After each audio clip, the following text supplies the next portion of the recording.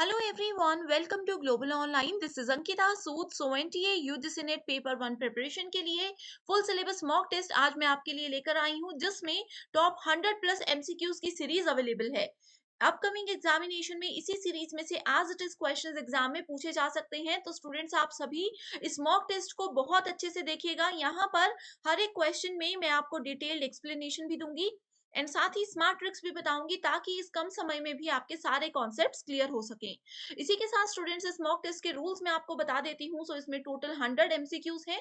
हर एक क्वेश्चन का वेटेज रहेगा 2 मार्क्स, यानी कि टोटल 200 नंबर का ये पूरा सेशन रहने वाला है। आपकी स्क्रीन पर क्वेश्चन आएगा, आपको उस वीडियो को पॉज करना है, क्वेश्चन को अच्छे से पढ़कर आंसर को नोटबुक में नोट कर लीजिएगा। देन वीडियो को प्ले करोगे तो उसका करेक्ट आंसर एंड एक्सप्लेनेशन मैं आपको बताऊंगी, ताकि आपके उससे रिलेटेड सारे कॉन्सेप्ट्स क्लियर हो जाएं।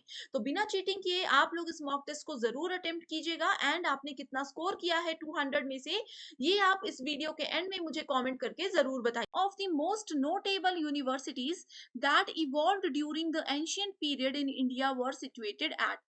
भारत में प्राचीन काल में विकसित हुई कुछ यूनिवर्सिटीज हैं, उनके नाम आपके सामने गिवन है। आपको बताना है कि कौन कौन सी यूनिवर्सिटीज उस कैटेगरी में आती है। पहला ऑप्शन है तक्षशिला, विक्रमशिला, जगदला, उदंतपुरी एंड नालंदा। 5 यूनिवर्सिटीज के नाम है। आई होप आपने ये नाम जरूर सुने होंगे। वीडियो को पॉज कीजिए एंड करेक्ट आंसर को यहाँ पर सेलेक्ट कीजिए। सो करेक्ट आंसर होगा option number 1, that is ABCDE। ये जितनी भी यूनिवर्सिटीज हैं, सारी की सारी प्राचीन काल के दौरान की इंडियन फेमस यूनिवर्सिटीज हैं। इसके अलावा और भी कुछ यूनिवर्सिटीज हमारे पास आती हैं, जैसे कि पहली है शारदा पीठ। ठीक है, पहली है शारदा पीठ, दूसरी है कश्मीर समस्त, तीसरी यूनिवर्सिटी है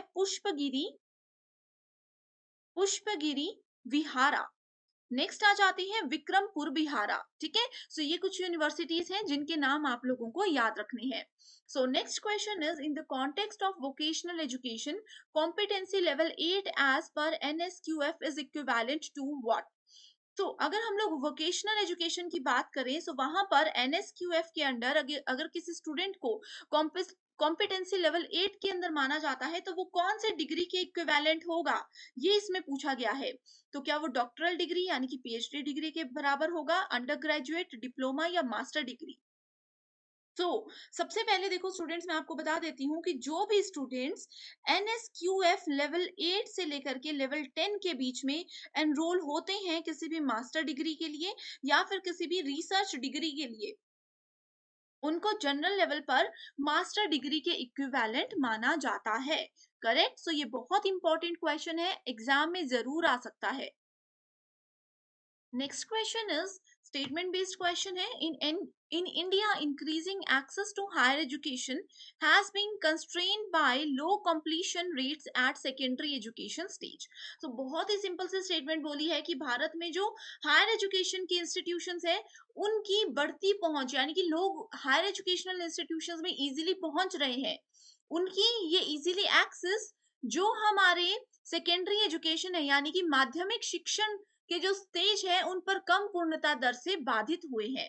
एंड इसकी स्टेटमेंट 2 बोलती है कि 2030 तक all multi disciplinary higher education institutions will be close down. So इसकी वजह से ये आइडिया लगाया जा रहा है कि 2030 तक जितने भी मल्टी डिसिप्लिनरी इंस्टीट्यूशंस हैं, यानी कि वो बड़े बड़े यूनिवर्सिटीज इंस्टीट्यूट्स जहां पर सभी तरह के कोर्सेज करवाए जाते हैं, वो जल्दी ही बंद हो जाएंगे। ये इस क्वेश्चन में पूछा गया है। तो आपको क्या लगता है करेक्ट आंसर क्या होगा, जल्दी से कमेंट करके बताइए। तो इसका करेक्ट आंसर है option number 3, that is statement 1 बिल्कुल ट्रू है, बट स्टेटमेंट 2 बिल्कुल फॉल्स है। 2030 तक ऐसा कुछ भी नहीं होने वाला, या फिर कभी भी हायर एजुकेशनल इंस्टीट्यूशंस बंद नहीं हो सकते, क्योंकि इनकी डिमांड ज्यादा है। एक ही जगह पर स्टूडेंट्स को बहुत से कोर्सेज का बेनिफिट मिलता है इनमें। करेक्ट। सो यूनिवर्सिटी, इसमें मैं आप लोगों को बता देती हूँ कि फर्स्ट स्टेटमेंट में क्या बोला गया है। University grant commission is primary governing body, जो भी इस लेवल पर बेसिकली काम करती है। ठीक है, and it is also constrained by low completion rates at the secondary education stage. ये जो बोला गया है, ये स्टेटमेंट बिल्कुल ट्रू है यूजीसी के स्टेटमेंट के अकॉर्डिंग। करेक्ट। एंड वहीं अगर हम लोग स्टेटमेंट 2 की बात करें, सो इसमें न्यू नेशनल एजुकेशन पॉलिसी यानी कि एनईपी 2020 के में आपने जरूर सुना होगा। इसमें उन्होंने क्या किया है, इसमें उन्होंने मल्टीपल मेजरली फोकस किया है मल्टी डिसिप्लिनरी कोर्सेज के ऊपर। अगर आप लोगों ने एनईपी के बारे में अभी तक नहीं पढ़ा है तो आप मुझे कमेंट कर दीजिए कि इस पे सेपरेट वीडियो मैं आपके लिए लेकर आऊं। Next question is, which university in India was first to throw all university examinations open to girls? So कौन सी वो इंडियन ऐसी यूनिवर्सिटी है जो कि यूनिवर्सिटी एग्जामिनेशन गर्ल्स के लिए बिल्कुल ओपनली करवाने वाली है? Punjab university, Calcutta university, Savitri by Phule university या फिर बॉम्बे यूनिवर्सिटी? बहुत इजी क्वेश्चन है, बहुत इजी क्वेश्चन है। सो इसका करेक्ट आंसर क्या होगा? Correct answer is option number 4, that is Bombay university. Okay, तो first university to admit female student. आप लोगों के लिए एक होमवर्क क्वेश्चन है, ठीक है, कि पहली इंडियन कौन सी यूनिवर्सिटी है जिन्होंने पहली फीमेल को एडमिशन दिलवाई थी? ऑप्शंस में से ही कोई करेक्ट आंसर है, जल्दी से मुझे कमेंट करके उसको बता दीजिएगा, ठीक है। Next question is, broad parameters adopted by national institution ranking framework. ये देखो स्टूडेंट्स, एनआईआरएफ जो है बहुत ही ज्यादा इंपॉर्टेंट फ्रेमवर्क है। इसका जो भी हर साल का डेटा आता है ना, वहां से क्वेश्चंस आते हैं कि NIRF national institutional ranking framework में कौन सी यूनिवर्सिटी ने टॉप किया है इंडिया में, पूरे वर्ल्ड में। इस तरह से हर एक चीज पूछी जाती है, ठीक है। तो ब्रॉड पैरामीटर्स जो कि एनआरआईएफ के द्वारा अडॉप्ट किए जाते हैं वो कौन से हैं? Teaching learning resources, graduation outcomes, outreach and inclusivity, peer perception या फिर low carbon footprint. Okay, so correct answer यहाँ पर क्या होगा? Option number 1, that is ABCD only. Low carbon footprint यहाँ पर नहीं होगा, बाकी सारे के सारे ऑप्शंस बिल्कुल करेक्ट है। अब देखो, ब्रॉड पैरामीटर्स को फोकस रखने के लिए एक ट्रिक होती है जो कि है TRGOP। TRGOP, टी का मतलब होता है टीचिंग लर्निंग रिसोर्सेस, आर का मतलब होता है रिसर्च प्रोफेशनल्स। यहाँ पर ऑप्शन में नहीं है लेकिन नोट कर लीजिए, आर से होता है research professional practice and collaborative performance, जो भी रिसर्च के लिए लोग आगे बढ़ते हैं। जी से आ जाता है ग्रेजुएशन आउटकम्स, ओ से आ जाता है outreach and inclusivity, and P से क्या आता है? परसेप्शन। पी फॉर परसेप्शन, ठीक है। सो इस तरह से आप लोगों ने इसको याद रखना है। Next question is, in India, much of the central government expenditure on general higher education is routed through what? So it is routed through, correct answer is UGC। तो हमने आपको फर्स्ट क्वेश्चन में भी बताया कि हायर एजुकेशन में जितने भी उसको क्रेडिट देना, उसको फंडिंग देना या उसको संभालने का जो भी काम होता है वो यूनिवर्सिटी ग्रांट कमीशन के अंडर ही आता है। Okay, so central government expenditure on general higher education is routed through University Grant Commission, and ये किस एक्ट के अंदर आता है? ये under section 2F UGC act के अंदर आता है।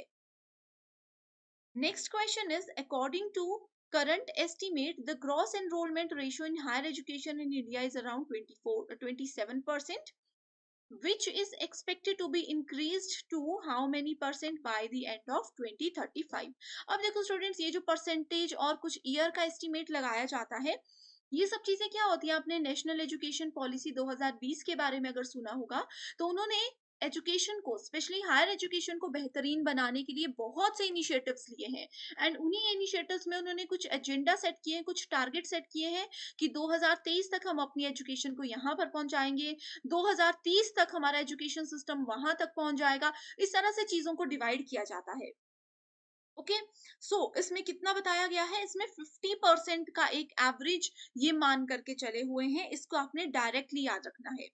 According to National Education Policy, Government of India envision increasing enrollment by 50%। इन्होंने ये बोला है कि 50% इंक्रीज 2035 तक जरूर हो जाएगा। Okay, next question is, the first state in India to pass the GST legislation in assembly was? Important question है। तो करेक्ट आंसर है इसका option number 2, that is Assam. तो असम है ये, इसमें इन्होंने क्या किया? जो जीएसटी है, जीएसटी का मतलब क्या होता है? गुड्स एंड सर्विस टैक्स, ठीक है। ये क्या है? इनडायरेक्ट टैक्स है इम्प्लीमेंटेड इन इंडिया। कब इम्प्लीमेंट किया गया था जीएसटी? ये आप लोगों के लिए, चलो स्टूडेंट्स, मैंने एक और होमवर्क क्वेश्चन दे दिया जो कि एग्जाम के लिए इंपॉर्टेंट है। क्वेश्चन ये है कि इंडिया में जीएसटी कौन से ईयर, कौन सी डेट को लागू किया गया था? ठीक है, सो फर्स्ट स्टेट इंडिया में है असम, करेक्ट। एंड पूरे वर्ल्ड में फर्स्ट कौन सी कंट्री है जिसने जीएसटी को इंप्लीमेंट किया था? वो कंट्री है फ्रांस। तो ये भी आपको याद रखना है। Next question is the finance bill has to be passed by parliament within how many days of its introduction? Within how many days of its introduction? ठीक है, सो यहाँ पे करेक्ट आंसर है 75 days। तो फाइनेंस बिल की अगर बात करें तो इसमें पार्लियामेंट को सिर्फ 75 days का टाइम दिया जाता है। Finance bill can be introduced only in Lok Sabha. तो फाइनेंस बिल को सिर्फ और सिर्फ लोकसभा में ही इंट्रोड्यूस या फिर प्रेजेंट किया जाता है। However the Rajya Sabha can recommend amendments to the bill. इस बिल की जितनी भी अमेंडमेंट्स है उसकी रिकमेंडेशन जो है वो राज्यसभा दे सकती है, लेकिन प्रेजेंटेशन इसकी लोकसभा में ही होती है। Next question is which of the following states do not have bicameral legislature? Bicameral legislation की यहाँ पे बात की गई है। सो करेक्ट आंसर होगा यहाँ पर मध्य प्रदेश। ठीक है, उसी के साथ अगर हम लोग स्टूडेंट्स, यहाँ पर एक क्वेश्चन ये भी पूछा जा सकता है, यूनिकैमरल स्टेट लेजिस्लेचर क्या हो सकता है? ठीक है, इसमें क्या हो सकता है? Only it has only one house to make a law. Unicameral में सिर्फ एक ही हाउस होता है जो कि लॉ बनाने में मदद करता है। ओके, तो इसी के साथ नेम्स ऑफ 6 स्टेट्स जिसके पास बाइकैमरल लेजिस्लेशन है। एक तो हमने मध्य प्रदेश बता दिया, उसके अलावा और क्या क्या है? आंध्र प्रदेश है, बिहार है, Karnataka, Maharashtra, Telangana and Uttar Pradesh. Next question is how many members represent the state of Uttar Pradesh in Lok Sabha? Lok Sabha में उत्तर प्रदेश के कितने मेंबर्स जो हैं वो स्टेट को रिप्रेजेंट करते हैं? Correct answer is option number 3, that is 80। इसमें आपको ज्यादा कुछ नहीं, बस इतना सा ही याद रखना है। ओके, तो next question is the country which has the highest number of higher educational institution. Most important, कौन सी कंट्री में उच्च शिक्षा संस्थानों की नंबर सबसे ज्यादा है? करेक्ट आंसर है इंडिया। इंडिया में ही ये सबसे ज्यादा है। India has most number of universities in the world. चाहे हायर एजुकेशन की बात करें और ओवरऑल बात करें तो इतने ही है। अकॉर्डिंग टू डेटा, अगर हम लोग जुलाई 2021 की बात करते हैं, उसके बाद ये एनालिसिस अभी चल रहा है, फाइनल नहीं हुआ है। जुलाई 2021 की अगर बात करते हैं तो इंडिया में 5288 टोटल यूनिवर्सिटीज थी। Okay, next question is Uttar Pradesh University of Medical Sciences is situated at what?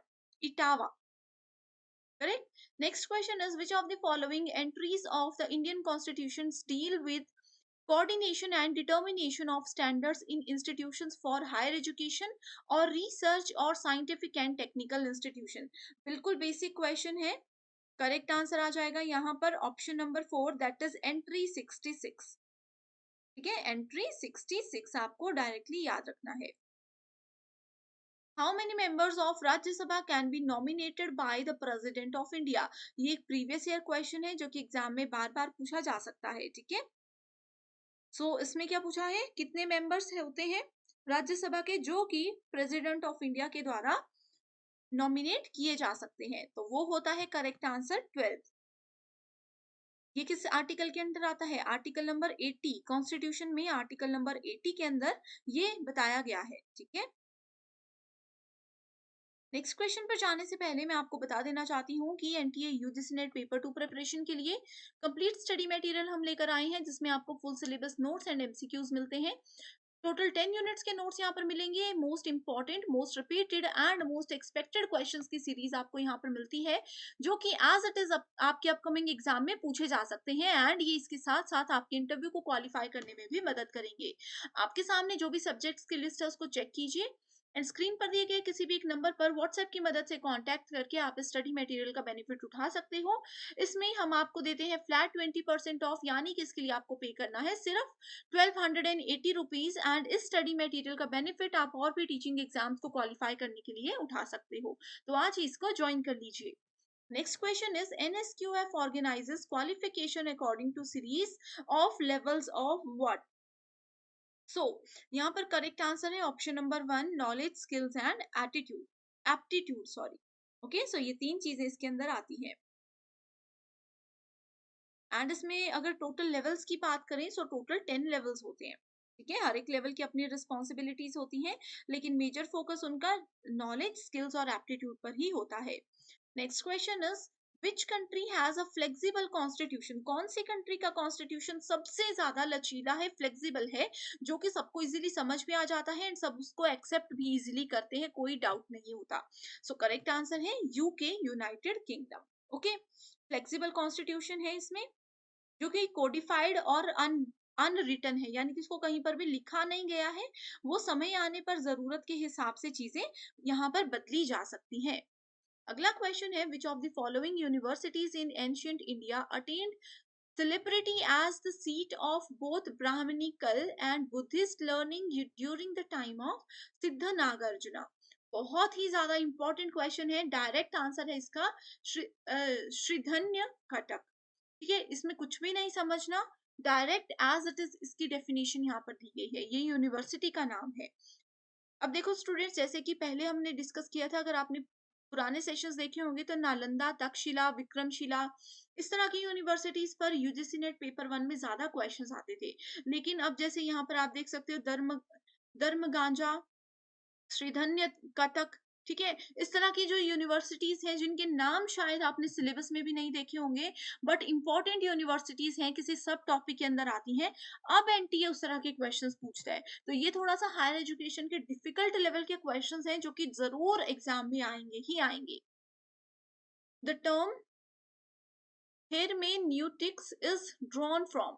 हेरमेन्यूटिक्स जो टर्म है वो कौन से सब्जेक्ट से रिलेटेड है? Sociology, theology, anthropology, economics. आप में से कोई भी स्टूडेंट्स अगर इन 4 सब्जेक्ट डोमेन में से बिलोंग करते हो एंड पेपर 1 की तैयारी अभी कर रहे हो, आपको जरूर पता होगा, आपने जरूर सुना होगा कि ये है थियोलॉजी। बहुत से स्टूडेंट्स होंगे जिनको ये पता होगा, करेक्ट। सो इस तरह से कुछ कुछ टर्म्स आती हैं, लेकिन इस तरह के टॉपिक्स पर स्टूडेंट्स एक्सपेक्टेड हम इसको मान सकते हैं, लेकिन ज्यादा समय मत लगाइए क्योंकि बहुत बड़ा टॉपिक है एंड एक क्वेश्चन किसी एक सीरीज में एनटीए पूछ सकता है। Following are the characteristics of non conventional learning? तो गैर पारंपरिक अधिगम की निम्नलिखित में से क्या विशेषताएं हैं? टीचर ओरिएंटेड होता है वो, यानी कि जो शिक्षक बोले, जो शिक्षक का मन है, जैसा वो चाहे वो पढ़ा सकते हैं। It is for improvement of quality, education की क्वालिटी की बात की गई है। Cost effective, it is link to employment and it is on campus, यानी कि सिर्फ ये परिसर में ही, कॉलेज कैंपस में ही हो सकता है। सो करेक्ट आंसर क्या है? Option number 2, that is B, C and D only. Okay, so I hope students ये concepts आपके clear हो चुके हैं। Next question is the curriculum construction in Indian education is mostly influenced by? तो जो भी करिकुलम बनाया जाता है, जो भी पाठ्यक्रम बनाया जाता है, वो किससे हम इन्फ्लुएंस होकर के बनाते हैं? Correct answer is constitutional provisions. जो भी हमारे संविधान में, आपको पता है एजुकेशन से रिलेटेड बहुत सारे एक्ट्स हैं, बहुत सारे रूल्स हैं, उन रूल्स को ध्यान में रखते हुए ही ये सारी चीजें बनाई जाती हैं। कोई भी एजुकेशन मिनिस्टर या कोई भी बड़ी पॉलिसी कमीशन इसको अपने एंड पर नहीं बनाता, वो हमेशा संविधान को ध्यान में रखते हुए ही चीजें या हमारे पाठ्यक्रम को डिजाइन करते हैं। Next is the ultimate purpose of comparative education is? तुलनात्मक शिक्षा का क्या मेजर रोल होता है? Correct answer is adapting feasible educational programs by scientifically studying these in other regions. ठीक है, अपने प्रोग्राम्स को फिजिबिलिटी एजुकेशन, फिजिबल एजुकेशन होनी चाहिए, यानी कि आप कहीं पर भी कुछ भी पढ़ रहे हो, आप किसी भी यूनिवर्सिटी, किसी भी स्टेट से, किसी भी रीजन से अगर पढ़ रहे हो, तो आपको प्रॉब्लम नहीं होनी चाहिए। ओवरऑल इंडिया में एक ही लेवल की एजुकेशन अब दी जाएगी, ये भी NEP 2020 के अंडर काउंट किया गया है। The main problem for determining educational policy in India is that, so educational policies जो है इंडिया में, उसकी मेन प्रॉब्लम क्या है? प्रॉब्लम है, people with higher technical education do not find enough opportunities in India. बहुत से लोग ऐसे हैं जिन लोगों को नॉलेज बहुत है, स्किल्स बहुत है, लेकिन उनको जॉब अपॉर्चुनिटीज प्रॉपर नहीं मिलती सीखने के लिए। अगर किसी को मान लीजिए पर्सन को बचपन से टेक्निकल नॉलेज बहुत है या किसी और चीज का नॉलेज बहुत है, उसको वैसा प्लेटफॉर्म नहीं मिल पाता कि वो अपनी उन्हीं स्किल्स को शोकेस कर सके एंड कुछ बड़ा बना सके। Correct. In India, we are facing a problem of quantitative growth of higher education. So इसका best solution क्या है? इसका best solution है provide alternative opportunity for lifelong learning. सिर्फ अपना basic curriculum नहीं होना चाहिए, इसके अलावा कि बच्चे को अगर नॉलेज है, स्किल्स है, वो आगे जा करके लाइफ लॉन्ग लर्निंग करें कि जीवन भर उनको वो मदद हो, ऐसी एजुकेशन की यहाँ पर जरूरत है। Next question is which of the following bodies grant funds for higher education. Higher education को फंड्स कौन कौन देता है? देखो अभी हमने डिस्कस किया था, 2 बार क्वेश्चंस ये आ गए थे। करेक्ट आंसर है यूजीसी, तो इसमें आना ही था। उसके बाद स्टेट गवर्नमेंट भी फंड देती है एंड सेंट्रल गवर्नमेंट के अंदर जो भी चीजें आती हैं वो भी यूनिवर्सिटीज को फंड्स देती हैं, ताकि एजुकेशन अच्छे से हो सके, बच्चों को पूरी सुविधा, पूरी फैसिलिटीज मिल सके। हमारा पहला क्वेश्चन है some of the most notable universities that evolved during the ancient period in India were situated at. So Bharat में प्राचीन काल में विकसित हुई कुछ यूनिवर्सिटीज हैं, उनके नाम आपके सामने गिवन है। आपको बताना है कि कौन कौन सी यूनिवर्सिटीज उस कैटेगरी में आती हैं। पहला ऑप्शन है Takshashila, Vikramashila, Jagaddala, Odantapuri and Nalanda. So 5 universities के नाम है। आई होप आपने ये नाम जरूर सुने होंगे। वीडियो को पॉज कीजिए एंड करेक्ट आंसर को यहाँ पर सेलेक्ट कीजिए। सो करेक्ट आंसर होगा option number 1, that is ABCDE। ये जितनी भी यूनिवर्सिटीज है सारी की सारी प्राचीन काल के दौरान की इंडियन फेमस यूनिवर्सिटीज हैं। इसके अलावा और भी कुछ यूनिवर्सिटीज हमारे पास आती है, जैसे कि पहली है शारदा पीठ। ठीक है, पहली है शारदा पीठ, दूसरी है कश्मीर समस्त, तीसरी यूनिवर्सिटी है पुष्पगिरी, पुष्पगिरी विहारा।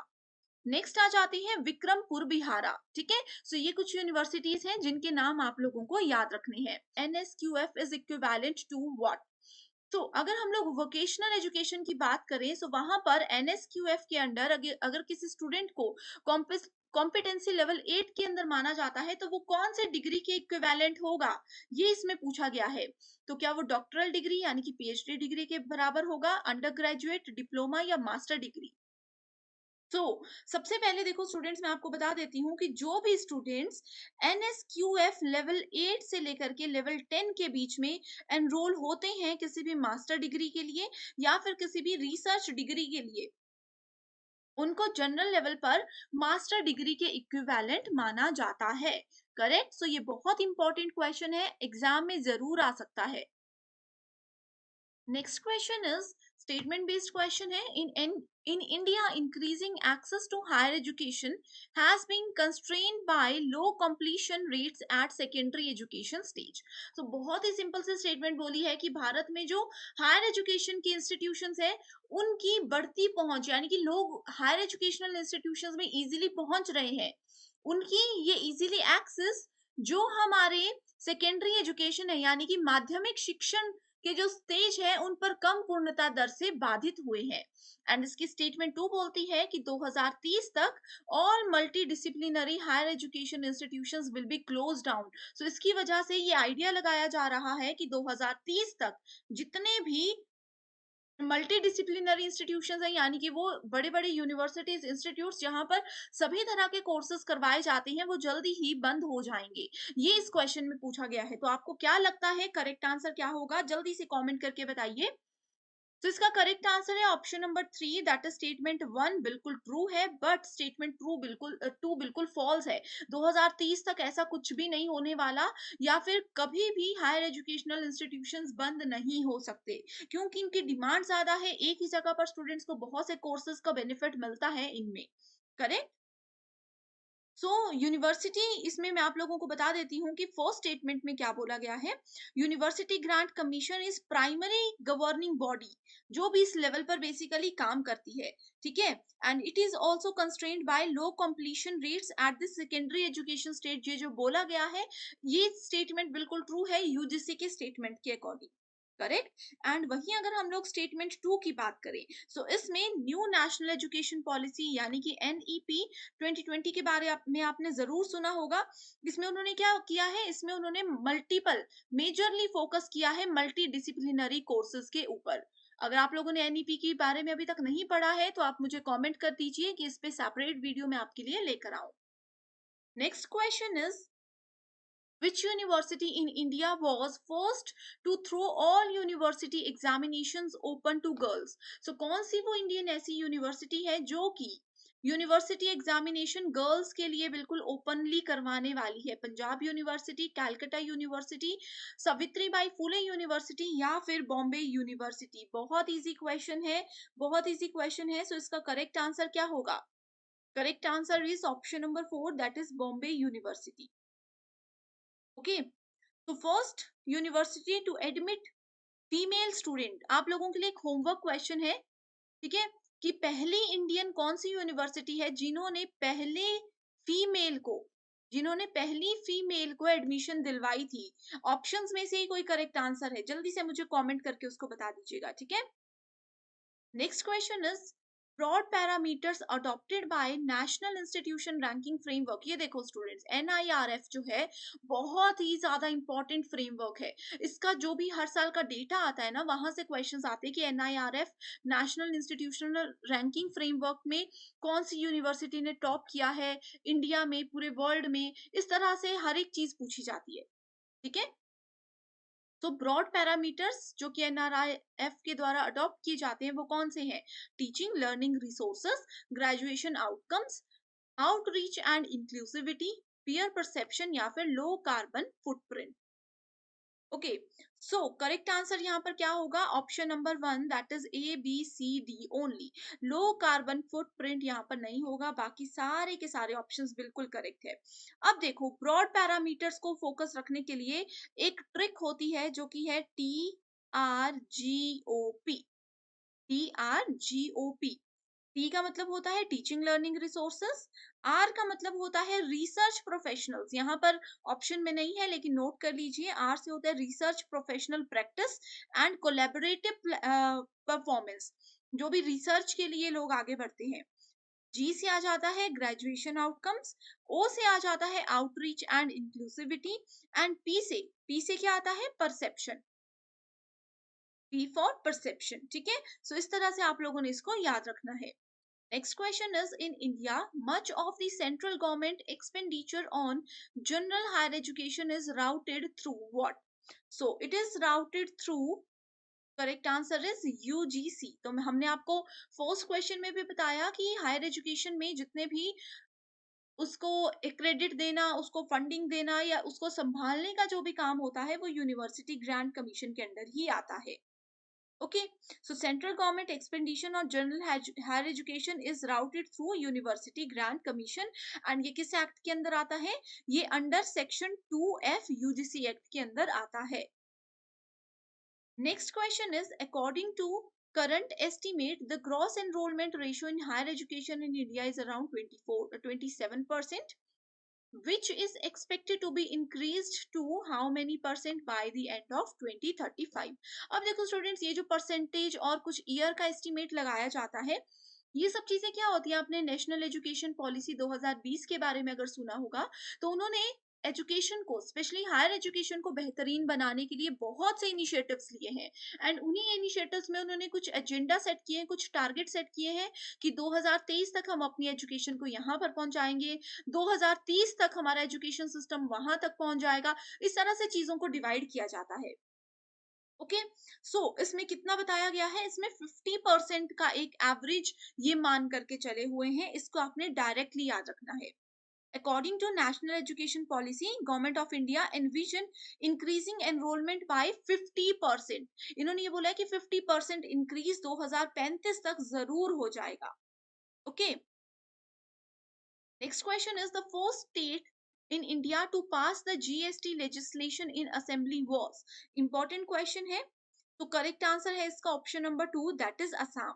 तो असम है ये, इसमें इन्होंने क्या किया, जो जीएसटी है, जीएसटी का मतलब क्या होता है, गुड्स एंड सर्विस टैक्स, ठीक है। ये क्या है, इनडायरेक्ट टैक्स है, इम्प्लीमेंटेड इन इंडिया। कब इम्प्लीमेंट किया गया था जीएसटी, ये आप लोगों के लिए, चलो स्टूडेंट्स, मैंने एक और होमवर्क क्वेश्चन दे दिया जो कि एग्जाम के लिए इंपॉर्टेंट है।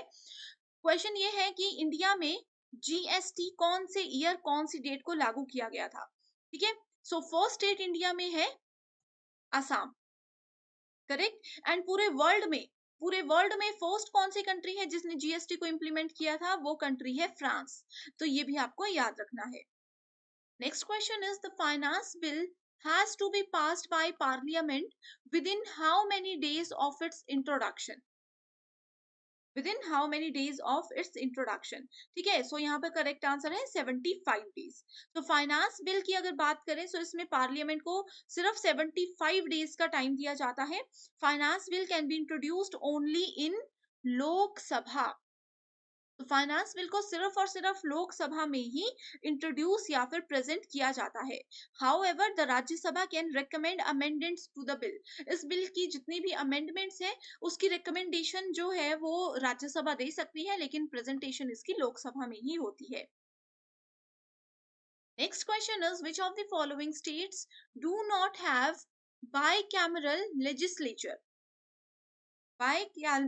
बाइकैमरल लेजिस्लेशन यहाँ पे बात की गई है। सो करेक्ट आंसर होगा यहाँ पर मध्य प्रदेश, ठीक है। उसी के साथ अगर हम लोग स्टूडेंट्स, यहाँ पर एक क्वेश्चन ये भी पूछा जा सकता है, यूनिकैमरल स्टेट लेजिस्लेचर क्या हो सकता है, ठीक है। इसमें क्या हो सकता है, only it has only one house to make a law, unicameral में सिर्फ एक ही हाउस होता है जो कि लॉ बनाने में मदद करता है, ओके। तो इसी के साथ नेम्स ऑफ 6 स्टेट्स जिसके पास बाइकैमरल लेजिस्लेशन है, एक तो हमने मध्य प्रदेश बता दिया, उसके अलावा और क्या क्या है, आंध्र प्रदेश है, बिहार है, Karnataka, Maharashtra, Telangana and Uttar Pradesh. Next question is how many members represent the state of Uttar Pradesh in Lok Sabha. Lok Sabha में उत्तर प्रदेश के कितने मेंबर्स जो हैं वो स्टेट को रिप्रेजेंट करते हैं। Correct answer is option number 3, that is 80। इसमें आपको ज्यादा कुछ नहीं, बस इतना सा ही याद रखना है, ओके। तो next question is the country which has the highest number of higher educational institution, most important, कौन सी कंट्री में उच्च शिक्षा संस्थानों की नंबर सबसे ज्यादा है। करेक्ट आंसर है इंडिया, इंडिया में ही ये सबसे ज्यादा है। India has most number of universities in the world, चाहे हायर एजुकेशन की बात करें और ओवरऑल बात करें तो इतने ही है। अकॉर्डिंग टू डेटा, अगर हम लोग जुलाई 2021 की बात करते हैं, उसके बाद ये एनालिसिस अभी चल रहा है, फाइनल नहीं हुआ है। जुलाई 2021 की अगर बात करते हैं तो इंडिया में 5288 टोटल यूनिवर्सिटीज थी, okay. Next question is Uttar Pradesh University of Medical Sciences is situated at what? Etawah. Correct. Next question is which of the following entries of the Indian constitutions deal with coordination and determination of standards in institutions for higher education or research or scientific and technical institution. बिल्कुल basic question है, correct answer आ जाएगा यहाँ पर option number 4, that is entry 66, ठीक है। Entry 66 आपको directly याद रखना है। How many members of Rajya Sabha can be nominated by the president of India, ये एक प्रीवियस ईयर क्वेश्चन है जो कि एग्जाम में बार बार पूछा जा सकता है, ठीक है। इसमें क्या पूछा है, कितने मेंबर्स होते हैं राज्यसभा के जो कि प्रेसिडेंट ऑफ इंडिया के द्वारा नॉमिनेट किए जा सकते हैं, तो वो होता है करेक्ट आंसर 12। ये किस आर्टिकल के अंदर आता है, आर्टिकल नंबर 80, कॉन्स्टिट्यूशन में आर्टिकल नंबर 80 के अंदर ये बताया गया है, ठीक है। ऑफ लेवल्स ऑफ व्हाट, यहाँ पर करेक्ट आंसर है option number 1, knowledge, skills and aptitude, sorry, okay. ये 3 चीजें इसके अंदर आती है। एंड इसमें अगर टोटल लेवल्स की बात करें टोटल 10 लेवल्स होते हैं, ठीक है, हर एक लेवल की अपनी रिस्पॉन्सिबिलिटीज होती हैं, लेकिन मेजर फोकस उनका नॉलेज, स्किल्स और एप्टीट्यूड पर ही होता है। Next question is which country has a flexible constitution? कौन सी कंट्री का कॉन्स्टिट्यूशन सबसे ज्यादा लचीला है, फ्लेक्सिबल है, जो कि सबको इजीली समझ में आ जाता है एंड सब उसको एक्सेप्ट भी इजीली करते हैं, कोई डाउट नहीं होता। सो करेक्ट आंसर है UK, United kingdom. Okay, flexible constitution है इसमें, जो कि कोडिफाइड और अनरिटन है, यानी कि इसको कहीं पर भी लिखा नहीं गया है, वो समय आने पर जरूरत के हिसाब से चीजें यहाँ पर बदली जा सकती हैं। अगला क्वेश्चन है विच of the following universities in ancient India attend celebrity as the seat of both Brahminical and Buddhist learning during the time of Siddha Nagarjuna? बहुत ही ज्यादा इंपॉर्टेंट क्वेश्चन है, डायरेक्ट आंसर है इसका श्रीधन्य कटक। ठीक है, इसमें कुछ भी नहीं समझना, डायरेक्ट एज इट इज इसकी डेफिनेशन यहाँ पर दी गई है, ये यूनिवर्सिटी का नाम है। अब देखो स्टूडेंट्स, जैसे कि पहले हमने डिस्कस किया था, अगर आपने पुराने सेशंस देखे होंगे तो नालंदा, तक्षशिला, विक्रमशिला, इस तरह की यूनिवर्सिटीज पर यूजीसी नेट पेपर 1 में ज्यादा क्वेश्चंस आते थे। लेकिन अब जैसे यहाँ पर आप देख सकते हो धर्म गांजा, श्रीधन्य कटक, ठीक है, इस तरह की जो यूनिवर्सिटीज हैं जिनके नाम शायद आपने सिलेबस में भी नहीं देखे होंगे, बट इंपॉर्टेंट यूनिवर्सिटीज हैं, किसी सब टॉपिक के अंदर आती हैं। अब एनटीए उस तरह के क्वेश्चंस पूछता है, तो ये थोड़ा सा हायर एजुकेशन के डिफिकल्ट लेवल के क्वेश्चंस हैं जो कि जरूर एग्जाम में आएंगे ही आएंगे। The term hermeneutics is drawn from, hermeneutics जो टर्म है वो कौन से सब्जेक्ट से रिलेटेड है? Sociology, theology, anthropology, economics. आप में से कोई भी स्टूडेंट्स अगर इन 4 सब्जेक्ट डोमेन में से बिलोंग करते हो एंड पेपर 1 की तैयारी अभी कर रहे हो, आपको जरूर पता होगा, आपने जरूर सुना होगा कि ये है थियोलॉजी। बहुत से स्टूडेंट्स होंगे जिनको ये पता होगा, करेक्ट। सो इस तरह से कुछ कुछ टर्म्स आती हैं, लेकिन इस तरह के टॉपिक्स पर स्टूडेंट्स एक्सपेक्टेड हम इसको मान सकते हैं, लेकिन ज्यादा समय मत लगाइए क्योंकि बहुत बड़ा टॉपिक है एंड एक क्वेश्चन किसी एक सीरीज में एनटीए पूछ सकता है। Following are the characteristics of non conventional learning, तो गैर पारंपरिक अधिगम की निम्नलिखित में से क्या विशेषताएं हैं?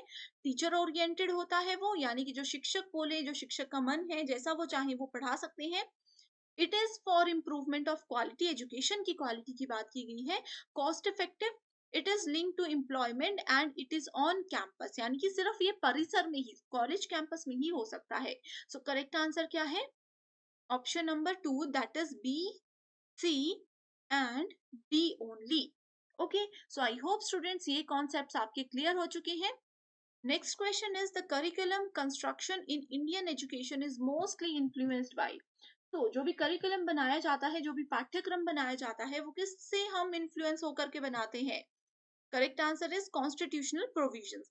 जो भी हमारे संविधान में, आपको पता है एजुकेशन से रिलेटेड बहुत सारे एक्ट्स हैं, बहुत सारे रूल्स हैं, उन रूल्स को ध्यान में रखते हुए ही ये सारी चीजें बनाई जाती हैं। कोई भी एजुकेशन मिनिस्टर या कोई भी बड़ी पॉलिसी कमीशन इसको अपने एंड पर नहीं बनाता, वो हमेशा संविधान को ध्यान में रखते हुए ही चीजें या हमारे पाठ्यक्रम को डिजाइन करते हैं। Next is the ultimate purpose of comparative education is, तुलनात्मक शिक्षा का क्या मेजर रोल होता है? Correct answer is adapting feasible educational programs by scientifically studying these in other regions. ठीक है, अपने प्रोग्राम्स को विजिबिलिटी एजुकेशन, फिजिबल एजुकेशन होनी चाहिए, यानी कि आप कहीं पर भी कुछ भी पढ़ रहे हो, आप किसी भी यूनिवर्सिटी, किसी भी स्टेट से, किसी भी रीजन से अगर पढ़ रहे हो, तो आपको प्रॉब्लम नहीं होनी चाहिए। ओवरऑल इंडिया में एक ही लेवल की एजुकेशन अब दी जाएगी, ये भी एनईपी 2020 के अंडर काउंट किया गया है। The main problem for determining educational policy in India is that, so educational policies जो है इंडिया में, उसकी मेन प्रॉब्लम क्या है? प्रॉब्लम है people with higher technical education do not find enough opportunities in India. बहुत से लोग ऐसे हैं जिन लोगों को नॉलेज बहुत है, स्किल्स बहुत है, लेकिन उनको जॉब अपॉर्चुनिटीज प्रॉपर नहीं मिलती सीखने के लिए। अगर किसी को मान लीजिए पर्सन को बचपन से टेक्निकल नॉलेज बहुत है या किसी और चीज का नॉलेज बहुत है, उसको वैसा प्लेटफॉर्म नहीं मिल पाता कि वो अपनी उन्हीं स्किल्स को शोकेस कर सके एंड कुछ बड़ा बना सके। Correct. In India we are facing a problem of quantitative growth of higher education. So इसका बेस्ट सॉल्यूशन क्या है? इसका बेस्ट सॉल्यूशन है provide alternative opportunity for life long learning. सिर्फ अपना बेसिक करिकुलम नहीं होना चाहिए, इसके अलावा कि बच्चे को अगर नॉलेज है, स्किल्स है, वो आगे जा करके लाइफ लॉन्ग लर्निंग करें कि जीवन भर उनको वो मदद हो, ऐसी एजुकेशन की यहाँ पर जरूरत है। Next question is which of the following bodies grant funds for higher education? Higher education को फंड्स कौन कौन देता है? देखो अभी हमने डिस्कस किया था, 2 बार क्वेश्चंस ये आ गए थे। करेक्ट आंसर है यूजीसी, तो इसमें आना ही था। उसके बाद स्टेट गवर्नमेंट भी फंड देती है एंड सेंट्रल गवर्नमेंट के अंदर जो भी चीजें आती हैं वो भी यूनिवर्सिटीज को फंड्स देती है, ताकि एजुकेशन अच्छे से हो सके, बच्चों को पूरी सुविधा, पूरी फैसिलिटीज मिल सके। है a deductive argument is invalid if. तो किसी भी डिडक्टिव आर्ग्यूमेंट को इनवैलिड कब माना जाता है? सबसे पहले डिडक्टिव आर्ग्यूमेंट में मैंने आपको बताया है कि हम लोग टॉप से बॉटम की ओर मूव करते हैं, यानी कि ऊपर हमारे पास 2 स्टेटमेंट्स होती हैं जिसके कॉम्बिनेशन को प्रीमाइसेस बोला जाता है। इन दोनों स्टेटमेंट्स को ट्रू करने के बाद, ट्रू साबित करने के बाद हम क्या करते हैं? हम कंक्लूजन की ओर मूव करते हैं। एंड क्योंकि ये दोनों स्टेटमेंट्स अगर हमने ट्रू साबित कर दी है, तो डेफिनेटली सी बात है कि यहाँ पर कंक्लूजन भी इसका ट्रू ही होगा। तो इस तरह से क्या होता है, एक डिडक्टिव आर्ग्यूमेंट को वैलिड माना जाता है, राइट। लेकिन यहाँ पर इनवैलिड की बात की गई है, सो इस अकॉर्डिंग डायरेक्टली आप देख सकते हो ऑप्शन नंबर 2 में बोला गया है कि प्रीमाइसेस ट्रू है, लेकिन उसके कंक्लूजन को हमने फॉल्स कर दिया, तो ये क्या हो गया? ये अमान्य हो गया एक आर्ग्यूमेंट। सो करेक्ट आंसर है ऑप्शन नंबर 2। इस तरह से आप लोगों ने याद रखना है। देखो कैसे सिंपल से स्टोरी बना करके हम डायरेक्टली आंसर पर पहुंच गए। Next question is which of the following is not a sense organ according to classical Indian school of logic. बहुत इंपॉर्टेंट टॉपिक है, बहुत ही ज्यादा एग्जाम में पूछा जाता है कि classical Indian school of logic के हिसाब से सेंस ऑर्गन कौन से हैं, उसके न्याय फिलोसफी के अंदर कौन कौन से स्कूल्स आते हैं। तो सेंस ऑर्गन्स की बात करते हैं तो हमारे पास बेसिकली 5 सेंस ऑर्गन्स होते हैं, जिसमें कि पहला आता है सेंस ऑफ साइट। साइट यानी कि देखने का जो सेंस है, जिसको कि चक्षु के नाम से जाना जाता है, यहाँ पर मिसप्रिंट हो चुका है, इसको आप लोग चक्षु, जिसको कि नेत्र बोलते हैं, जहां से हम देखते हैं, आंखें, ठीक है। सो पहला है सेंस ऑफ साइट। दूसरा आ जाता है सेंस ऑफ स्मेल, जिससे कि हम सूंघ करके किसी चीज को पता लगा सकते हैं। तीसरा आ जाता है हमारे पास सेंस ऑफ साउंड, इसको श्रोता बोला जाता है, सुनने की पावर जो होती है किसी पर्सन में। नेक्स्ट आ जाता है सेंस ऑफ टच, जिसको कि त्वक के नाम से जाना जाता है। Next we have sense of taste, जिसको कि रसना बोला जाता है। तो ये 5 सेंसेस है जो कि बहुत इंपॉर्टेंट है क्लासिकल इंडियन स्कूल के अंदर। अब यहाँ पर मानस यानी कि मन की बात, तो ये भी इसके अंदर आता है। सो करेक्ट आंसर कौन सा होगा? इसमें पूछा गया है नॉट इंक्लूडेड, तो करेक्ट आंसर है ऑप्शन नंबर 2, दैट इज सभी कल्पक।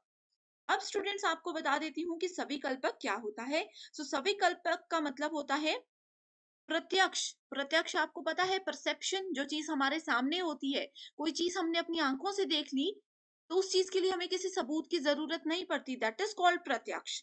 ठीक है। सो प्रत्यक्ष के जो 2 टाइप्स होते हैं, उसी में से एक टाइप का नाम है सभी कल्पक, राइट। एंड मानस की अगर बात करें तो मानस एक संस्कृत टर्म है, जिसको कि नॉर्मल हम थॉट बोल सकते हैं। ओके, सो ये 2 टर्म्स आप लोगों के लिए आई होप नई थी, जो कि आप लोग अभी समझ चुके हो। 2 क्वेश्चंस में कोई डाउट है तो हमें जल्दी से कमेंट कर दीजिए। एंड अगर सेशन पसंद आ रहा है तो भी मुझे कमेंट करके बता दीजिए, ताकि इस सीरीज को मैं कंटिन्यू रख सकूं। Next question is a cluster of propositions with a structure that exhibits some inference is called as what? So propositions यानी कि एक संरचना के साथ प्रस्तावों का जो समूह होता है, जो कुछ अनुमान प्रदर्शित करने के लिए बनाया जाता है, उस चीज को बोला जाता है आर्ग्यूमेंट। करेक्ट, बेसिक सी चीज है, उसको बोला जाता है आर्ग्यूमेंट। तो सबसे पहले आपको प्रोपोजिशन बता देती हूँ कि क्या होता है। प्रोपोजिशन एक डिक्लेरेटिव स्टेटमेंट होती है। डिक्लेरेटिव स्टेटमेंट का मतलब क्या होता है? जो कि किसी भी चीज को डिक्लेयर करती है, फाइनल उसका रिजल्ट हमें बताती है। ये एक डिक्लेरेटिव स्टेटमेंट होती है जो कि या तो ट्रू होगी या तो फॉल्स होगी, या तो वो बिल्कुल सच होगी या तो वो बिल्कुल झूठ होगी। बीच के केस में इस स्टेटमेंट में हमें नहीं कभी भी फंसाया जाता, तो उसमें आता है हमेशा argument. Next question is, which of the following is are not accepted in Buddhism? So Buddhism हमने डिटेल में डिस्कस किया है अपने प्रीवियस थ्योरी सेशन में। So बुद्धिज्म में किस चीज को एक्सेप्ट नहीं किया जाता? ऑप्शंस आर अध्याय, अध्यास, प्रत्यक्ष, अपोहा, अर्थपति, अभवा और शब्दा। अभवा का मतलब होता है अभाव, यानी कि किसी चीज की कमी। अभ्यास का मतलब होता है प्रैक्टिस करना, प्रत्यक्ष हमारे सामने की चीज। अपोहा यहाँ पे आप लोगों के लिए में भी हो सकता है नई चीज है। अपोहा का मतलब होता है कोई भी नेगेटिव प्रोसेस, ये एक नेगेटिव प्रोसेस होता है। अर्थपति किसी भी वर्ड का मीनिंग, ठीक है। शब्द का मतलब आपको पता ही है, कोई भी वर्ड जो होता है उसको शब्द बोला जाता है। यहाँ पर बुद्धिज्म में किस किस को इंक्लूड नहीं किया गया?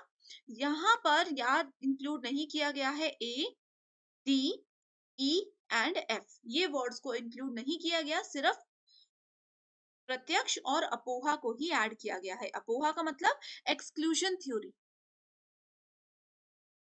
एक्सक्लूजन थ्योरी बुद्धिज्म के हिसाब से ये इसका मतलब है। It is a negative process of exclusion. किसी भी तरह के एक्सक्लूजन का नेगेटिव प्रोसेस की अगर बात कर रही हैं, दैट मीन्स हम अपोहा की बात कर रहे हैं। एंड अगर प्रत्यक्ष की बात करें, प्रत्यक्ष का मतलब आपको पता है परसेप्शन होता है, जो कि किसी का इंटरनल भी हो सकता है एंड एक्सटर्नल परसेप्शन भी हो सकता है। एंड बुद्धिस्ट फिलोसफी के अंदर इन दोनों चीजों को बहुत ज्यादा अहमियत दी जाती है। Question is, which of the following are accepted in Buddhism? अब देखो स्टूडेंट्स, प्रीवियस क्वेश्चन में था नॉट एक्सेप्टेड इन बुद्धिज्म। ये क्वेश्चन 2019 में पूछा गया था और 2020 में क्वेश्चन पूछा गया है कि कौन से बुद्धिज्म में एक्सेप्ट होती हैं चीजें। तो कौन कौन सी चीजें इसमें एक्सेप्ट होती हैं? करेक्ट आंसर क्या होगा हमारे पास? अपोहा एंड प्रत्यक्ष, यानी कि बी एंड ई।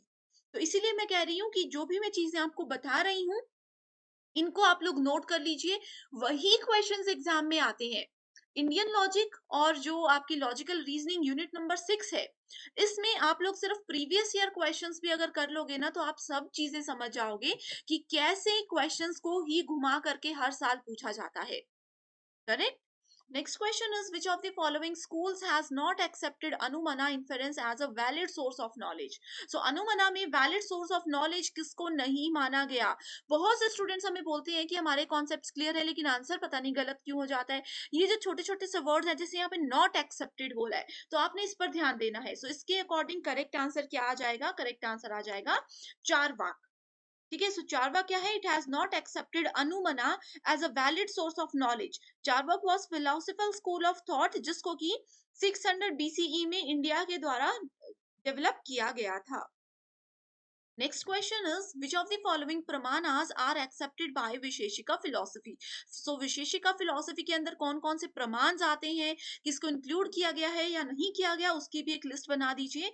डायरेक्ट यहाँ पर आंसर बताती हूँ, A and B, that is Vaisheshika के अंदर प्रत्यक्ष और अनुमना को एक्सेप्ट किया गया है, बाकी चीजों को नहीं किया गया। विशेषिका फिलॉसफी क्या होती है? विशेषिका दर्शन क्या होता है?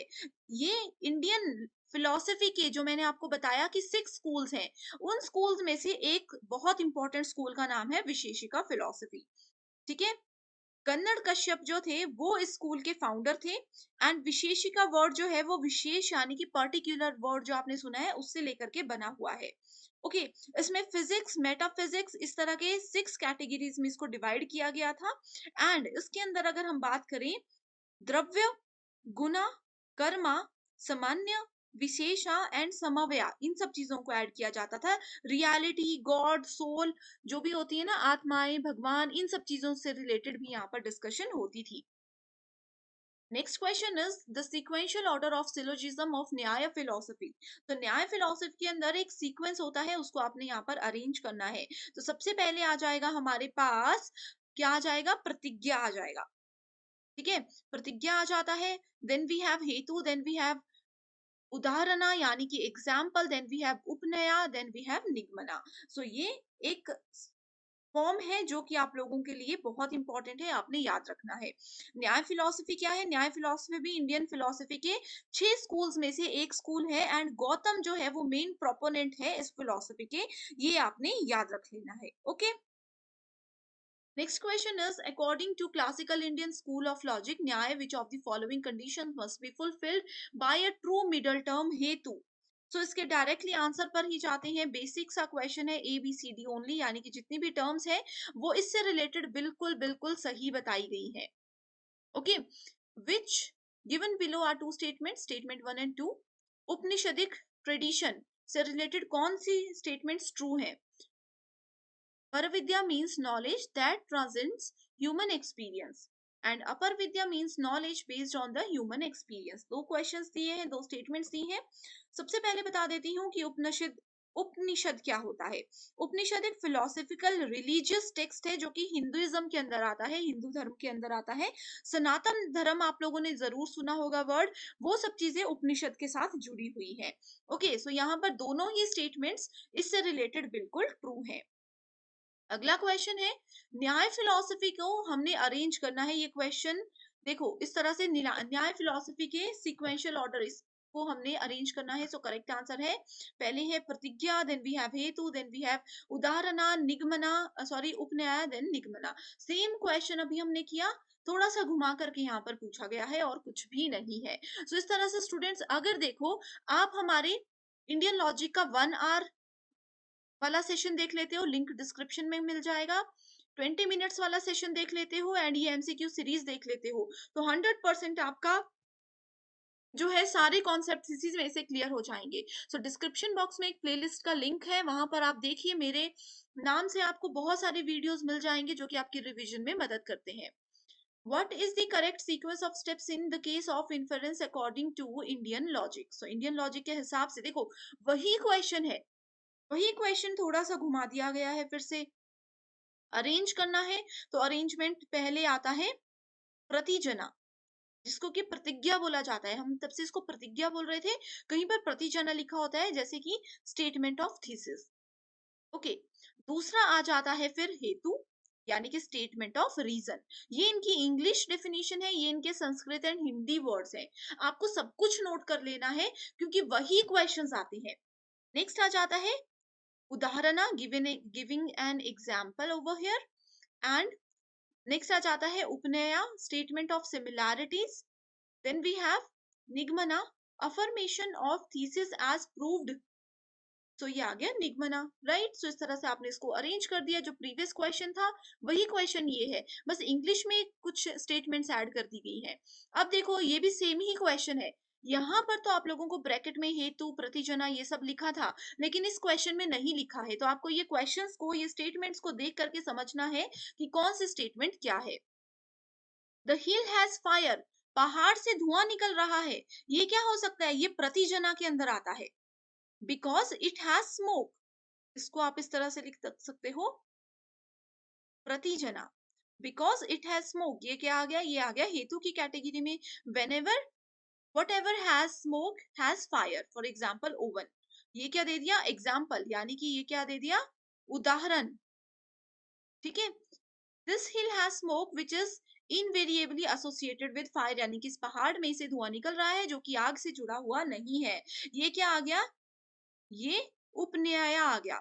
Therefore this hill has fire, ये क्या आ गया? इसका निगमना आ गया। इस तरह से हमने देखो हर एक स्टेटमेंट को इस क्वेश्चन के साथ रिलेट करके देख लिया। अब इसमें पूछा है कि इसका अरेंज कर दीजिए सीक्वेंस। सो करेक्ट आंसर आ जाएगा डी एंड ई की कौन सा यहाँ पर अरेंज होगा, correct. Next is assertion reason based question, if there is contestation between Shruti and Smriti, Shruti prevails over स्मृति। श्रुति क्या होता है? सुनना, स्मृति होता है याद रखना। श्रुति represents philosophical aspect of Veda and Upanishada, while Smriti is an application of philosophical ideas। तो यहाँ पर करेक्ट आंसर है ऑप्शन नंबर 1। जैसे कि दो चीजें मैंने बता दी, श्रुति मतलब सुनना, जैसे कि हम लोगों ने भगवान के बारे में सुना है, अल्लाह के बारे में सुना है, लेकिन कोई बोलते हैं कि हमने देखा नहीं है, तो ये श्रुति के अंदर आ जाएगा। स्मृति होता है कि क्या चीजें हमने याद रखी, अब वेद उपनिषद में जो भी हमने चीजें लोगों से सुनी है वो हमने याद रख ली, that is called shruti, that is called smriti. Okay, so ये आ गया correct answer. Next is Nyaya philosophy की स्टेटमेंट्स दी हैं एंड उसका एग्जाम्पल दिया है। आकांक्षा, योग्यता, सनिधि एंड तात्पर्य तात्पर्य तात्पर्य किसी का मीनिंग जो होता है। एंड यहाँ पर बहुत ही इजी क्वेश्चन है, डायरेक्ट मैं आंसर पर जाती हूँ। आकांक्षा का मतलब होता है it is a mutual implication और एक्सपेक्टेशन। योग्यता यानी कि किसी पर्सन की capability is the condition of consistency. सनिधि, सनिधि का मतलब होता है the close proximity of the words to one another. And तात्पर्य, तात्पर्य का मतलब होता है किसी चीज का meaning, validity of a sentence. जैसे मैंने कुछ बोल दिया, फिर उसके बाद मैं आपको सिंपल लैंग्वेज में समझा रही हूँ, तो आप मैं उसको बोल सकती हूँ कि मेरे कहने का तात्पर्य ये था, कि मेरा कहने का मतलब ये था। वो चीजें यहाँ पर दी गई है। Okay, next question is which of the following schools of classical Indian philosophy reduce shabda pramana verbal authority to inference. So यहाँ पर देखो आंसर में दिया गया है Vaisheshika, then we have Buddhist and Mimamsa. Vaisheshika क्या होता है, ये 6 स्कूल्स में से एक है जिस जो कि बेसिकली वैदिक सिस्टम पर फोकस करता है, एंशियंट इंडिया के ऊपर इस पर ध्यान दिया जाता था। देन वी हैव बुद्धिस्ट, ये क्या है, Buddhist believe death is a natural part of life cycle and rebirth जरूर होता है। एंड मीमांसा की अगर बात करें, मीमांसा इसमें नहीं होगा, इसमें होगा ये कार्वका, या फिर इसको लोकायता बोला जाता है। कार्वता का मतलब होता है refuted verbal testimony as a valid source of knowledge because it is based on statement of some reliable scripture. किसी एक पर्सन के रिलायबिलिटी के रूप के ऊपर बेस्ड यहाँ पर चीजें रहती हैं। इसमें बोला गया है कि कंपैरिजन जो है इसके अंदर एक्सेप्ट नहीं किया जाता। ओके, सो ये सब चीजें इसके अंदर आती हैं। Next is it is truism to say that no one was there when life first appeared on earth। इसमें बोला जाता है, सत्य है कि जब जीवन अर्थ पर देखा गया तो कोई भी यहाँ पर नहीं था। any assertion about life's origin thus should be treated as a theory। And इसको थ्योरी के रूप में ही माना जाता है क्योंकि इसका कोई सबूत नहीं है, किसी ने कोई फाइनलाइज अभी तक नहीं किया है। सो ये क्या है, ये है एक आर्ग्यूमेंट। आर्ग्यूमेंट क्या होता है, एक स्टेटमेंट होती है या ग्रुप ऑफ स्टेटमेंट्स होती है, मल्टीपल स्टेटमेंट्स होती हैं जिसको प्रीमाइसेस बोला जाता है। एंड उन प्रीमाइसेस को ट्रू और फॉल्स साबित करने के बाद एक फाइनल कंक्लूजन निकाला जाता है जिसको ट्रू या फॉल्स सिर्फ एक ही चीज पे, एक ही पैरामीटर पर मापा जाता है। Question is a deductive argument is invalid if. So deductive argument को इनवैलिड क्यों माना जाता है, क्योंकि अभी हमने डिस्कस किया इसके प्रीमाइसेस ट्रू है लेकिन कंक्लूजन फॉल्स है। रिपीटेड क्वेश्चन है, given below are some characteristics of reasoning. And आपको बताना है कौन से डिडक्टिव रीजनिंग नहीं है। अब देखो डिडक्टिव रीजनिंग मैंने बता दी, डायरेक्ट मैं आपको यहाँ पर बताती हूँ कौन सा नहीं है। Conclusion must be based on observation and experience. Conclusion कभी भी ऑब्जर्वेशन और एक्सपीरियंस पर बेस्ड नहीं होता। कंक्लूजन हमेशा प्रीमाइसेस या फिर उसके आर्ग्यूमेंट की वैलिडिटी, इनवैलिडिटी या उसके ट्रू और फॉल्स होने पर ही बेस्ड होता है। Next is men and women may have different reproductive strategies, but neither can be considered inferior or superior to the other. Any more than a bird's wings can be considered as superior or inferior to a fish fin. What type of argument is it? तो ये क्या है, ये एक analogical argument है। Analogical argument हमें बोलता है कि यूनिफॉर्म होती हैं चीजें, सिमिलैरिटीज। एनालॉजी का मतलब ही आप लोगों ने सिमिलर, एक जैसा, उससे याद रख लेना है, ठीक है। जहां पर भी बोला जाता है कि दो चीजें यूनिफॉर्म होती है, सिमिलर होती हैं, वहां पर हमेशा एनालॉजिकल यूज होगा। Select the code which is not correct in the context of deductive argument with two premises। देखो deductive argument, premises, valid, invalid, ये बेसिक चीजें अगर आपकी क्लियर हैं तो आप आंसर दे सकते हो इसका। दैट इज ऑप्शन नंबर, यहाँ पर आ जाएगा option number 2। An argument with two true premises and false conclusion may be valid, ये इसका नॉट करेक्ट स्टेटमेंट पूछी गई है। ओके, सो ऑप्शन नंबर 3 नहीं है करेक्ट, ऑप्शन नंबर 2 करेक्ट है। Next question is based on Venn diagram. Statement based question है, बहुत कम चांसेस होते हैं लेकिन आपके नॉलेज के लिए आपको पता होना चाहिए। Venn diagram represent arguments graphically. आपको पता है इस तरह से सर्कल्स के हिसाब से वेन डायग्राम्स हमें चीजें बताते हैं कि कौन सी चीज का कितना रेशो है, क्या कौन सा पर्टिकुलर स्टेटमेंट बोल रहा है। Venn diagrams can enhance our understanding. Venn diagrams may be called valid or invalid. Venn diagram is clear method of notation. So correct answer है A, B and D. Venn diagrams enhance नहीं करते हमारी understanding को। जो चीज है वही Venn diagrams हमें दिखाते हैं, वो हमारे नॉलेज को, हमारी समझ को और ज्यादा बढ़ाने में मदद नहीं करते बिल्कुल भी। Next question is a definition put forward to resolve a dispute by influencing attitudes और steering emotions is called as persuasive. बहुत बेसिक क्वेश्चन है, डायरेक्ट डेफिनेशन है, डिडक्टिव आर्ग्यूमेंट बेस्ड क्वेश्चन फिर से आ चुका है। एक्सप्लेन मैं नहीं करूंगी क्योंकि जो एक स्टेटमेंट मैंने बता दी थी फर्स्ट क्वेश्चन में वही इंपॉर्टेंट है। So correct answer is option number B, that is 1 and 3 only. Next question, Indian logic makes a distinction between deductive and inductive reasoning. तो इसमें बोला है कि डिडक्टिव इंडक्टिव रीजनिंग के बीच में इंडियन लॉजिक ने एक कटौती ला दी है। Indian logic studies thought as such and not the form of thought alone. So correct answer क्या है? करेक्ट आंसर है option number 4, that is statement 1 बिल्कुल गलत है एंड 2 बिल्कुल ट्रू है। इंडियन लॉजिक स्टडी क्या करती है कि जो भी फॉर्म्स हैं किसी भी चीज के वो हमें बताती है, लेकिन ये कभी भी डिस्टिंक्शन डिडक्टिव और इंडक्टिव रीजनिंग के बीच में नहीं लेकर के आती है। इनके बीच में डिस्टिंक्शन लेकर के आती है जो भी स्टेटमेंट्स गिवन होती है उस पर्टिकुलर। सबसे पहला क्वेश्चन है NEP 2020 replace what. So national education policy ने एक पुरानी पॉलिसी को बदल दिया, उस पॉलिसी का नाम यहाँ पर पूछा गया है। ऑप्शंस है national education policy 1986, national policy on education 1969, both A and B, या फिर नन ऑफ द अबव। तो इसने रिप्लेस किया था option number 1 national education policy 1986।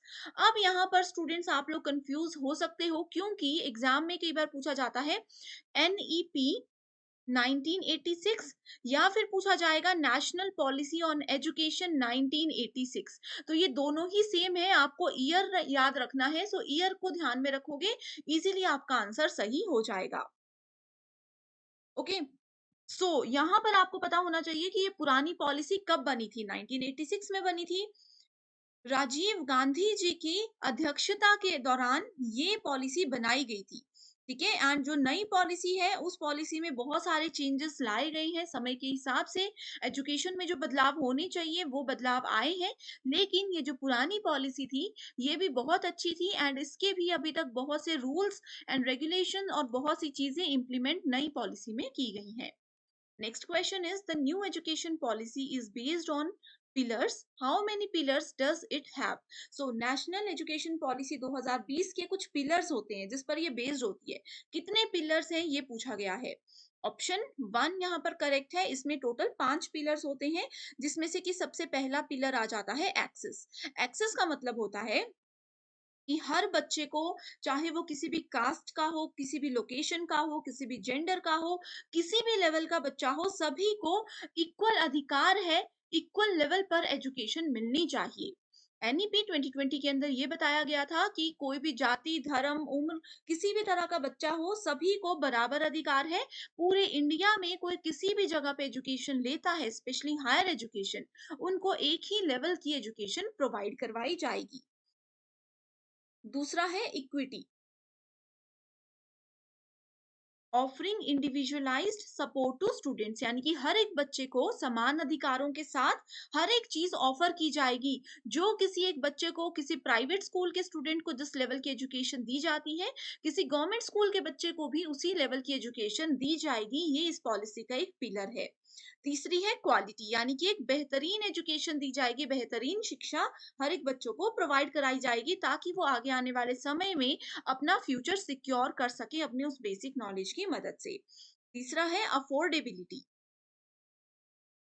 Affordability का मतलब क्या होता है कि सब लोग इस चीज को अफोर्ड कर सकें, यानी कि इसकी फीस नई एजुकेशन पॉलिसी के हिसाब से कोर्सेज की फीस इतनी ज्यादा महंगी नहीं होगी कि कोई उसको पढ़ ही ना सके।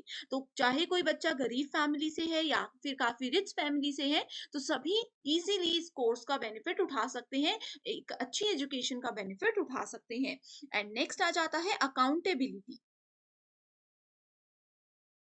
अकाउंटेबिलिटी का क्या मतलब होता है कि इसमें बहुत सारी पॉलिसीज, बहुत सारे प्रोसीजर्स हैं जिसमें कि स्कूल्स और जितने एजुकेशन सिस्टम है उन सबको एक साथ जोड़ा जाएगा एंड फिर डिसीजन लिए जाएंगे। Okay, Next question is National Education Policy 2020 lays emphasis on what? सो ये पॉलिसी ने किस चीज पर मेजर फोकस रखा था?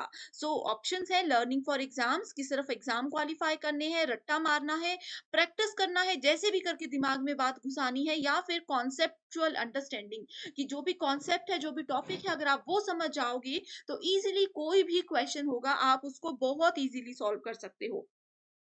तो कॉन्सेप्चुअल अंडरस्टैंडिंग पर नेशनल एजुकेशन पॉलिसी 2020 का मेजर फोकस रखा गया है। एंड इसमें एक और चीज है जिसको बोला जाता है कोर कॉम्पिटेंसी। कोर कॉम्पिटेंसीज का मतलब होता है कि जो बेसिक रिक्वायरमेंट होती है किसी भी कोर्स की, किसी भी चीज को लेकर के उस चीज पर ज्यादा फोकस करवाया जाएगा बच्चों से। Next is national education policy 2020 recommends what? So ये किस चीज की सिफारिश करती है? Multilingualism, monolingualism, standardisation of curriculum या फिर स्टैंडर्डाइजेशन ऑफ असेसमेंट। सो अब देखो मल्टीलिंगुअलिज्म हो गया यानी कि बहुभाषा, मल्टीपल लैंग्वेजेस यूज कर सकते हैं। मोनो लैंग्वेजेस हो गया कि सिर्फ एक ही लैंग्वेज। अब इसका करेक्ट आंसर ऑप्शन नंबर 1 है, क्योंकि इसमें देखो मल्टीपल भाषाओं का ये मतलब है कि 5th क्लास तक इस पॉलिसी के अंदर ये कहा गया है कि 5th क्लास तक के बच्चों को जो भी आपकी रीजनल लैंग्वेजेस हैं उसी में पढ़ाया जाएगा। ये इसका एक इम्पॉर्टेंट इन्होंने पार्ट अभी ऐड किया हुआ है। ठीक है, अब जैसे मान लीजिए कि मैं पंजाब स्टेट से बिलोंग करती हूँ, उस स्टेट में क्या है, मैं लेकिन पढ़ा रही हूँ, मेरी जॉब है महाराष्ट्र में। तो अब 5th क्लास तक के बच्चों को अगर मैं पढ़ाना चाहती हूँ तो मुझे उस स्टेट की यानी कि महाराष्ट्र की भाषा आनी चाहिए, मराठी लैंग्वेज मुझे आनी चाहिए। ये इसमें कंपलसरी हो गया है। Right, next question is academic bank of credit, जिसको कि एबीसी के नाम से जाना जाता है, इज प्रपोज्ड अंडर एनईपी 2020। सो इसका कारण ये बताया गया है कि under ABC students will be given multiple entry and exit options. अब देखो एबीसी यानी कि एकेडमिक बैंक ऑफ क्रेडिट क्या है? ये एक डिजिटल स्टोर हाउस है जिसमें कि स्टूडेंट के जितने भी क्रेडिट्स हैं, जितने भी स्कोर्स हैं, उनकी इंफॉर्मेशन स्टोर रहेगी। इसको मैं एक आपको एग्जाम्पल की मदद से समझाती हूँ। अब देखो कि मान लीजिए कि मैंने किसी एबीसी नाम के कॉलेज से अपना फर्स्ट ईयर कर दिया, सेकेंड ईयर में मेरे पेरेंट्स का ट्रांसफर हो गया, मुझे भी उनके साथ जाना पड़ गया। तो एमएनओ नाम के किसी कॉलेज में, किसी दूसरे स्टेट के कॉलेज में मैंने अपना सेकेंड ईयर कर दिया, एक्स वाई जेड नाम के कॉलेज में मैंने अपना थर्ड ईयर कर दिया। तो ऐसे में क्या होता था, बच्चों का समय बर्बाद होता था। लेकिन एकेडमिक बैंक ऑफ क्रेडिट के अंदर हर एक यूनिवर्सिटी के बच्चे के जितने भी स्कोर हैं वो एक जगह पर कलेक्ट हो जाएंगे। अब आपने फर्स्ट ईयर में क्या स्कोर किया, सेकेंड ईयर में क्या स्कोर किया, थर्ड ईयर में क्या स्कोर किया, इसका ओवरऑल रिजल्ट आपको यहां से मिलेगा आपकी लास्ट यूनिवर्सिटी के थ्रू। तो आप फर्स्ट ईयर सेकंड ईयर कहीं से करके बाद में शिफ्ट होते हो किसी भी रीजन की वजह से, तो आपके पहले के 2 साल बर्बाद नहीं होंगे। आप अपनी स्टडीज को कंटिन्यू रख सकते हो, किसी नेक्स्ट जगह पर जाके आपके स्कोर क्रेडिट हो जाएंगे। ये एबीसी का काम है। अब इसमें बोला है कि इसको एनईपी 2020 के अंदर लाया गया है। इसका कारण ये बताया गया है कि इस स्कीम के अंदर स्टूडेंट्स को मल्टीपल एंट्री और एग्जिट ऑप्शंस मिल जाएंगे। तो ये क्या है, बिल्कुल बिल्कुल करेक्ट ऑप्शन है। ओके, इसमें यहाँ पर इज नॉट आएगा, नॉट करेक्ट एक्सप्लेनेशन ऑफ ए। ठीक है, क्यों? क्योंकि देखो इसके एनईपी के अंडर तो ये स्कीम आई है, ये तो बिल्कुल सही है। अब इसमें ऐसा तो नहीं है कि बच्चे मल्टीपल एग्जिट का मतलब हो गया कि फर्स्ट ईयर में इस कॉलेज में आधा फर्स्ट ईयर, दूसरे कॉलेज में आधा फर्स्ट ईयर, तीसरे कॉलेज में, ऐसा नहीं होगा। एक ईयर अगर आपका कंप्लीट हो चुका होगा, उसके बाद अगर आप दूसरी यूनिवर्सिटी में जाते हो तभी आपके क्रेडिट काउंट होंगे, अदरवाइज आधे में छोड़कर जाओगे तो वो काउंट नहीं होंगे। इस चीज को भी आपने नोट कर लेना है। Next is national education policy 2020 proposes pedagogical shifts from which to which, इस तरह से क्वेश्चन पूछा गया है। अब देखो पहले क्या होता था, पहले पुरानी एजुकेशन पॉलिसी, पुराने जमाने में, अब जैसे जो भी स्टूडेंट्स ये वीडियो देख रहे हैं, मुझे पता है कि आप लोगों की एज अभी देखो 23 से लेकर के 35 36 इस एज के मैक्सिमम स्टूडेंट्स इस वीडियो को देख रहे होंगे। आपने अपने बचपन में देखा होगा कि आपको रट्टा मार करके चीजें याद करवाई जाती थी। तो वो पुरानी पॉलिसी थी जो कि रोट लर्निंग आती है। लेकिन अब किस पर बेस्ड काम होता है, अब कॉन्सेप्चुअल अंडरस्टैंडिंग पर बेस्ड काम होता है। इसलिए करेक्ट आंसर है ऑप्शन नंबर 2। तो स्टूडेंट्स, इस तरह के क्वेश्चंस अगर आपको पसंद आ रहे हैं एंड आप चाहते हो कि मैं इस तरह से जो भी पेपर वन के इंपॉर्टेंट टॉपिक्स हैं सेपरेटली उन टॉपिक्स पर प्रीवियस ईयर क्वेश्चंस लेकर आऊं जो कि हर साल पूछे जाते हैं, तो आप मुझे कमेंट कर दीजिए। मैं डेफिनेटली आप लोगों की रिक्वेस्ट को पूरा करूंगी। अगर कोई पर्टिकुलर टॉपिक का नाम भी आप लिखते हो तो भी मैं उस पर जरूर वीडियो लेकर के आऊंगी। ठीक है, इसी के साथ नेक्स्ट क्वेश्चन पर बढ़ते हैं। एंड स्टूडेंट्स, जैसे कि एनईपी 2020 के प्रीवियस ईयर क्वेश्चंस अभी हम कर रहे हैं, इसका जो थ्योरेटिकल कॉन्सेप्ट है उस पे भी एक सेपरेट वीडियो ऑलरेडी मैंने बनाई है। अगर आप लोगों ने वो वीडियो अभी तक नहीं देखी है तो मुझे कमेंट कर दीजिए, मैं वहां पर आपके साथ लिंक शेयर कर दूंगी।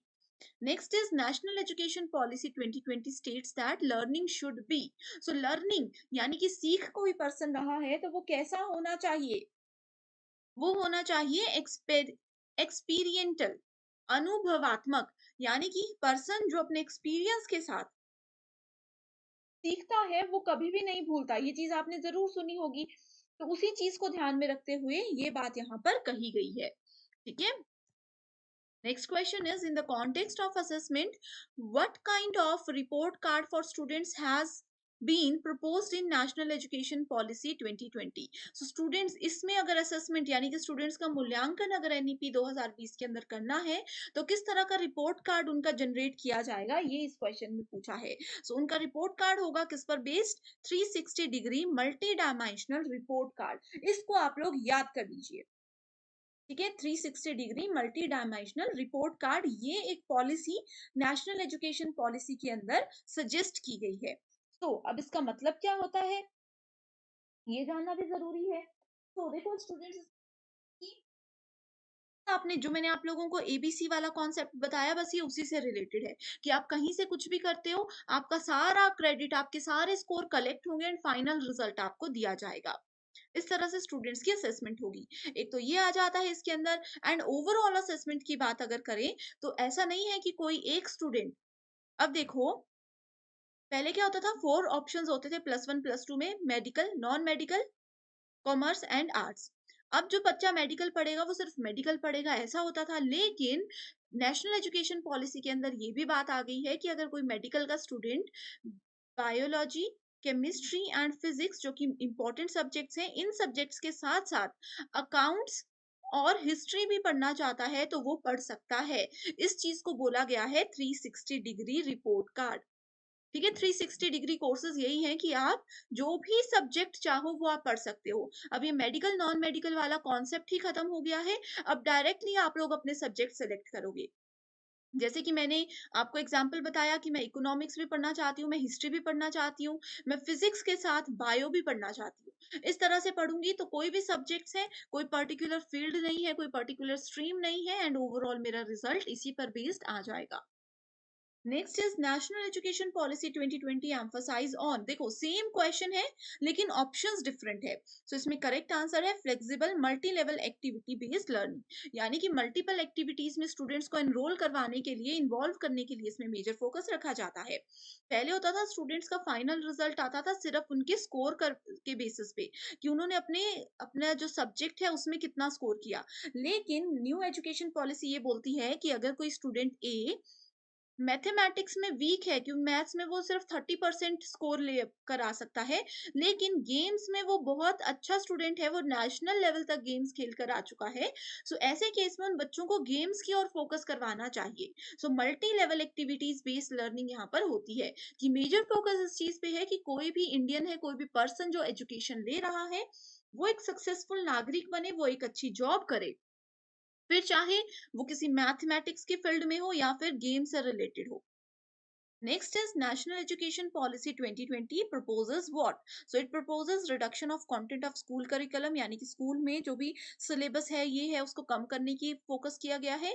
Increased flexibility of school curriculum, यानी कि स्कूल के जो पाठ्यक्रम का लचीलापन है, बहुत इजीली है, इजीली एक्सेसिबल है, उस चीज को कम करना है। एम्फोसिस ऑन रोट लर्निंग, रट्टा मारना, emphasis on critical thinking. So correct answer है 1, 2 एंड 4। ठीक है, रूट लर्निंग को यहाँ पर क्या कर रहे हैं, हटा रहे हैं, एंड इसमें बोला है उसको बढ़ावा देना, जो कि बिल्कुल गलत ऑप्शन होगा। नेक्स्ट इज प्राइमरी क्लासेस जो कि फर्स्ट से लेकर के 5th क्लास तक होती है, will consist which of the following stages according to NEP 2020। तो अब देखो स्टूडेंट्स, यहाँ पर एक नया कॉन्सेप्ट आता है, अगर आपको नहीं पता होगा। पहले एजुकेशन पॉलिसी में 10+2 आता था कि 10th क्लास तक का बच्चा, एक क्लास से 10th क्लास तक, +1 एंड +2, इस तरह से इस कॉन्सेप्ट को बोला जाता था क्या, 10+2 बेसिक। लेकिन अब इसको बदल दिया गया है, इसको बदल करके इसका नाम रखा गया है 5+3+3+4, ये इसका नाम रख दिया गया है। ठीक है, सो इसमें 5 जो इसमें पूछा गया है फर्स्ट ईयर से लेकर के, सॉरी फर्स्ट क्लास से लेकर के 5th क्लास तक के बच्चे, तो ये आ जाएंगे आपके प्रेपरेटरी स्टेज में, जो कि आ जाता है ग्रेड 1 से लेकर के ग्रेड 2 तक। 3 साल का बच्चा, 3 इयर्स प्री स्कूल आ जाते हैं इसमें। ठीक है, देखो इसको मैं ना अच्छे से लिख कर ही आपको बता देती हूँ। एक स्टेज आ जाता है प्रेपरेटरी स्टेज, जिसमें कि प्री स्कूल आंगनवाड़ी आ जाता है। ठीक है, आंगनवाड़ी आ जाता है। उसके बाद इसमें आ जाता है क्लास 1 एंड क्लास 2। उसके बाद दूसरा आ जाता है हमारे पास, सॉरी थोड़ी सी मिस्टेक हो गई है, ये है फाउंडेशनल स्टेज, ये है प्रेपरेटरी स्टेज। ठीक है, प्रेपरेटरी स्टेज आता है क्लास 3 से लेकर के क्लास 5 तक। उसके बाद फिर आ जाता है हमारे पास कौन सा स्टेज, उसके बाद आ जाता है मिडिल स्टेज। ठीक है, सो यहाँ पर ये सारी चीजें आ जाती हैं। तो मिडिल स्टेज आ गया क्लास 6 से लेकर के क्लास 10 तक का। ओके, सो लेकिन यहाँ पर बात की गई है क्लास 1 से क्लास 5 की। So class 1 foundational stage, class 5 preparatory stage. So preparatory and foundational stage, यानी कि option number A and C here is the correct answer. Next question is which of the following has not been promoted by national education policy. So किस चीज को वो promote नहीं नहीं कर रहा कंपल्सरी स्पेशल एजुकेशन को। क्यों नहीं कर रहा, क्योंकि नेशनल एजुकेशन पॉलिसी के अंदर उन्होंने ये साफ साफ लिखा है कि इंक्लूसिव एजुकेशन होनी चाहिए, इंक्लूसिव एजुकेशन होनी चाहिए। इसका मतलब क्या है, इसका मतलब है कि स्पेशल बच्चों के लिए कोई स्पेशल क्लासेस या स्पेशल स्कूल्स नहीं बनाए जाएंगे। जो भी बच्चा है सभी इक्वल लेवल पे है, सभी को समान शिक्षा का अधिकार है, ये चीज पर फोकस किया गया है। इसको बोला जाता है इंक्लूसिव लर्निंग। सो कंपल्सरी स्पेशल एजुकेशन पर एनईपी पर ध्यान नहीं दिया गया है, ये इस क्वेश्चन में पूछा गया था। तो पहला क्वेश्चन है, in the series B D H J N P what will come next after P. So यहाँ पर एक सीरीज गिवन है, इसमें आपको बताना है कि पी के बाद कौन सा अल्फाबेट आएगा। इसमें आपको क्या करना होता है, जो गिवन सीरीज होती है लेटर्स की या नंबर्स की, उनका एक अरेंजमेंट पहले देखना होता है। उसके लिए आपको एक ही सीक्वेंस याद होना चाहिए। इस सीक्वेंस में आप देख सकते हो ए से लेकर के जेड तक सारे अल्फाबेट्स लिखे हुए हैं, एंड साथ में ही उनकी पोजीशन लिखी हुई है कि ए कौन से नंबर पर आता है, बी कौन से नंबर पर आता है, एंड जेड कौन से नंबर पर आता है। ओके, सो अगर ये पोजीशन आप लोगों को याद हो जाती है तो बहुत इजीली आप क्वेश्चंस को सॉल्व कर सकते हो। सो इस क्वेश्चन में देखो बी दिया हुआ है, then we have D, then we have H, उसके बाद है जे, देन एन और पी। तो अब अगर देखो ये मैंने ब्लॉक्स बना दिया, अब आप देख सकते हो कि अगर हम बी में 2 नंबर्स ऐड कर देते हैं तो क्या आ जाता है, डी आ जाता है, यानी कि हमारा सेकंड नंबर। उसके बाद डी में अगर हम 4 ऐड कर देते हैं तो हमारे पास आ जाएगा एच, एच में वापस हमने 2 ऐड कर दिया तो आ गया जे, जे में हमने वापस 4 ऐड कर दिया तो आ जाएगा एन, देन एन में अगर हम प्लस 2 वैल्यूज ऐड करते हैं तो पी आ जाएगा। इसी सीक्वेंस के हिसाब से अब देखो +2 +4 +2 +4 +2, देन आपको फिर से यहाँ पर +4 वैल्यूज ऐड करनी है, तो +4 वैल्यूज में आपके पास आ जाएगा नेक्स्ट वैल्यू टी, जो कि इस क्वेश्चन में पूछा गया है।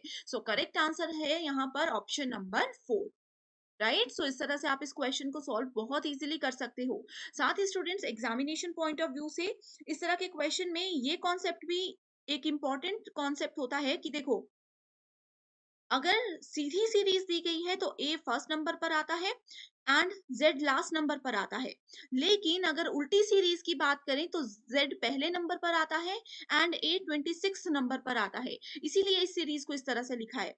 जैसे कि अगर जी की बात करें, जी आता है 7th नंबर पर एंड टी आता है 20th नंबर पर, लेकिन अगर इस सीरीज को हम उल्टा करेंगे, उल्टा करके देखेंगे तो टी आता है 7th नंबर पर एंड जी आता है 20th नंबर पर। तो इस तरह से आप लोग याद रख लो इन चीजों को, राइट। नेक्स्ट इज, इसके साथ ही एमसीक्यूज पे मैंने नंबर सीरीज और लेटर सीरीज पे एक स्मार्ट ट्रिक्स वाली वीडियो बनाई है, अगर आपने वो नहीं देखी है तो डिस्क्रिप्शन बॉक्स में लिंक देख सकते हो। नेक्स्ट क्वेश्चन है, ये 2022 में पूछा गया था, list 1 and list 2। Basic formula दिया गया है ट्रायंगल का एरिया, स्क्वायर का एरिया, रोम्बस का एरिया एंड पैरेललोग्राम का एरिया यहाँ पर आप लोगों से पूछा गया है। बहुत बेसिक है, ज्यादा से ज्यादा अगर किसी को कुछ भी नहीं आता तो ट्रायंगल और स्क्वायर का फॉर्मूला तो सभी स्टूडेंट्स को आता है। सो ट्रायंगल का फॉर्मूला क्या होता है, 1/2 base into height. So first को अगर हम थर्ड के साथ मैच करते हैं, सो देखो ये दो ऑप्शन हमारे पास आ जाते हैं। ओके उसके बाद अगर हम लोग स्क्वायर का एरिया निकालते हैं तो इसका एरिया आ जाता है साइड स्क्वायर, साइड का स्क्वायर। ठीक है, ये पहला था ट्रायंगल, दूसरा था स्क्वायर, उसके बाद आ जाता है हमारे पास रोम्बस। रोम्बस का एरिया क्या होता है, इसका एरिया होता है 1/2 product of diagonals and parallelogram का एरिया होता है बेस इंटू हाइट। करेक्ट। सो इस तरह से आपने इसको याद रख लेना है, बिल्कुल बेसिक क्वेश्चन हर साल एग्जाम में आते हैं। एक तरफ नंबर्स दिए हैं, उस दूसरी तरफ उनके स्क्वायर रूट्स दिए हैं। सो अब यहाँ पर स्टूडेंट्स क्या करते हैं कि सभी के स्क्वायर रूट्स को सॉल्व करने लग जाते हैं, लेकिन ऐसा नहीं करना। देखो यहाँ पे स्मॉलेस्ट वैल्यू क्या दी है, 81 एंड 9, स्मॉलेस्ट वैल्यू ये दी गई है। तो इसमें आप लोग बहुत इजीली कैलकुलेशन कर सकते हो कि स्क्वायर रूट ऑफ 9 क्या होता है, ये होता है 81। सो करेक्ट आंसर आप इसी की मदद से आइडेंटिफाई कर सकते हो। ठीक है, इसी की मदद से आइडेंटिफाई कर सकते हो कि 81 9 के साथ रिलेट करेगा। ओके उसके बाद 41209 जो है it is related to 29, 841 is related to 203 and यहाँ पर है 53824 is related to 232।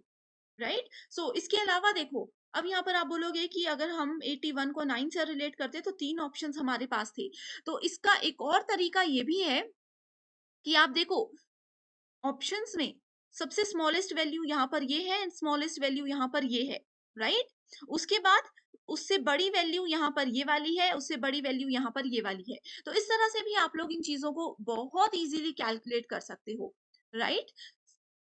Consider the following number series 2, 10, 30, 68 and we have to find the next number. इस तरह के क्वेश्चंस में स्टूडेंट्स हम लोगों को पहले बेसिक रिलेशनशिप फाइंड आउट करना होता है इन गिवन वैल्यूज के साथ। अगर हम लोग देखें इस क्वेश्चन में तो इसका पैटर्न क्या है, अगर हम 1 raised to power 3 करते हैं उसमें +1 कर देते हैं तो हमारे पास वैल्यू आ जाती है 2 जो कि ये गिवन है। नेक्स्ट में अगर हम लोग 2 raised to power 3 करते हैं +2 करते हैं then we have value 10। Next में 3 raised to power 3 plus 3 is equals to 30। Then we have 4 raised to power 3 plus 4 is equals to 68। So ये given पैटर्न को तो हमने डिसाइड कर लिया, यहाँ पे फाइंड आउट कर लिया। अब इसी पैटर्न को ध्यान में रखते हुए हम लोगों को नेक्स्ट वैल्यू मिल जाएगी जो कि है 5 raised to power 3 plus 5 is equals to 130। So correct answer यहाँ पे होगा ऑप्शन नंबर 1 दैट इज 130। तो ये अगर स्टूडेंट्स आप लोग find the next number type के जो क्वेश्चंस होते हैं नंबर सीरीज या लेटर सीरीज के, इसको आप लोग PYQs को अगर प्रैक्टिस कर लेते हो तो आपको काफी आइडिया हो जाता है कि किस तरह के पैटर्न से जनरली एनटीए क्वेश्चंस पूछता है। नेक्स्ट क्वेश्चन है if light is written as GILTH, तो इसके लिए आपको क्या करना है, LIGHT इस तरह से लिख देना है एंड इसको हम कन्वर्ट करते हैं GILTH से। इस तरह से अगर आप लोग इन लेटर्स को लिख लेते हो तो आप लोगों को इजी हो जाता है आइडेंटिफाई करना। अब देखो I को हमने एज इट इज रहने दिया, G को हमने यहाँ पे ले आया और इस वाले L को हमने यहाँ पे ले आया, साथ ही H को हम इस तरफ ले आए हैं एंड T को हम इस तरफ ले आए हैं। इसमें हो रहा है ये वाला पैटर्न फॉलो। नेक्स्ट एक और चीज हमें दी है कि अगर फाइट को इस तरह से लिखा जाता है तो इसको भी हम लिखकर देख लेते हैं FIGHT। ये आप लोगों को समझाने के लिए स्टूडेंट्स मैं थोड़ा सा स्लो जा रही हूँ। अगर आप लोगों को एक बार कॉन्सेप्ट समझ आ जाता है तो आप लोग बहुत इजीली कम समय में इस तरह के क्वेश्चंस को सॉल्व कर सकते हो। यहाँ पे भी देखो मिडिल टर्म को हमने एज इट इज रखा, इसको यहाँ ले आए, इसको यहाँ ले आए एंड इन दोनों को भी हमने इस तरह से इनकी पोजीशन चेंज कर दी। इस अकॉर्डिंग अगर हम देखें तो हमारा नेक्स्ट क्या हो सकता है, SIGHT, इसको हम क्या कर सकते हैं, G को यहाँ ले आएंगे, I को एज इट इज रख लेंगे, then we have S, then we have यहाँ पे आ जाएगा T एंड H को ले आएंगे हम इस तरफ। करेक्ट आंसर क्या बन गया, GISTH। GISTH यानी कि option number 2 here is the correct answer. इस तरह के क्वेश्चंस अगर आपको पसंद आ रहे हैं एंड अगर आप चाहते हो कि मैं आगे भी आप लोगों के लिए इसी तरह की वीडियोस लेकर आऊं, तो आप मुझे कमेंट कर सकते हो, या फिर पेपर 1 के कोई सेपरेट सेशंस आप मुझसे चाहते हो तो भी आप मुझे कमेंट कीजिए।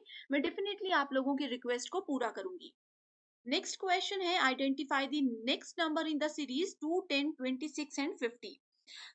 इस क्वेश्चन में स्टूडेंट्स मैं आपको डायरेक्टली आंसर बता रही हूँ। इसमें कौन सी ट्रिक हमने यूज की है, कौन सा पैटर्न हमने यूज किया है, ये आप मुझे कमेंट करके बताओगे। तो ये आप सभी स्टूडेंट्स के लिए एक होमवर्क क्वेश्चन है। ये डेफिनेटली आप मुझे बताइएगा, इससे आप लोगों की एक बहुत अच्छी प्रैक्टिस हो जाएगी। अगर आपको इसका आंसर नहीं पता चल रहा, इसका पैटर्न नहीं पता चल रहा, तो भी कमेंट कीजिए, मैं वहीं पर आपका रिप्लाई कर दूंगी।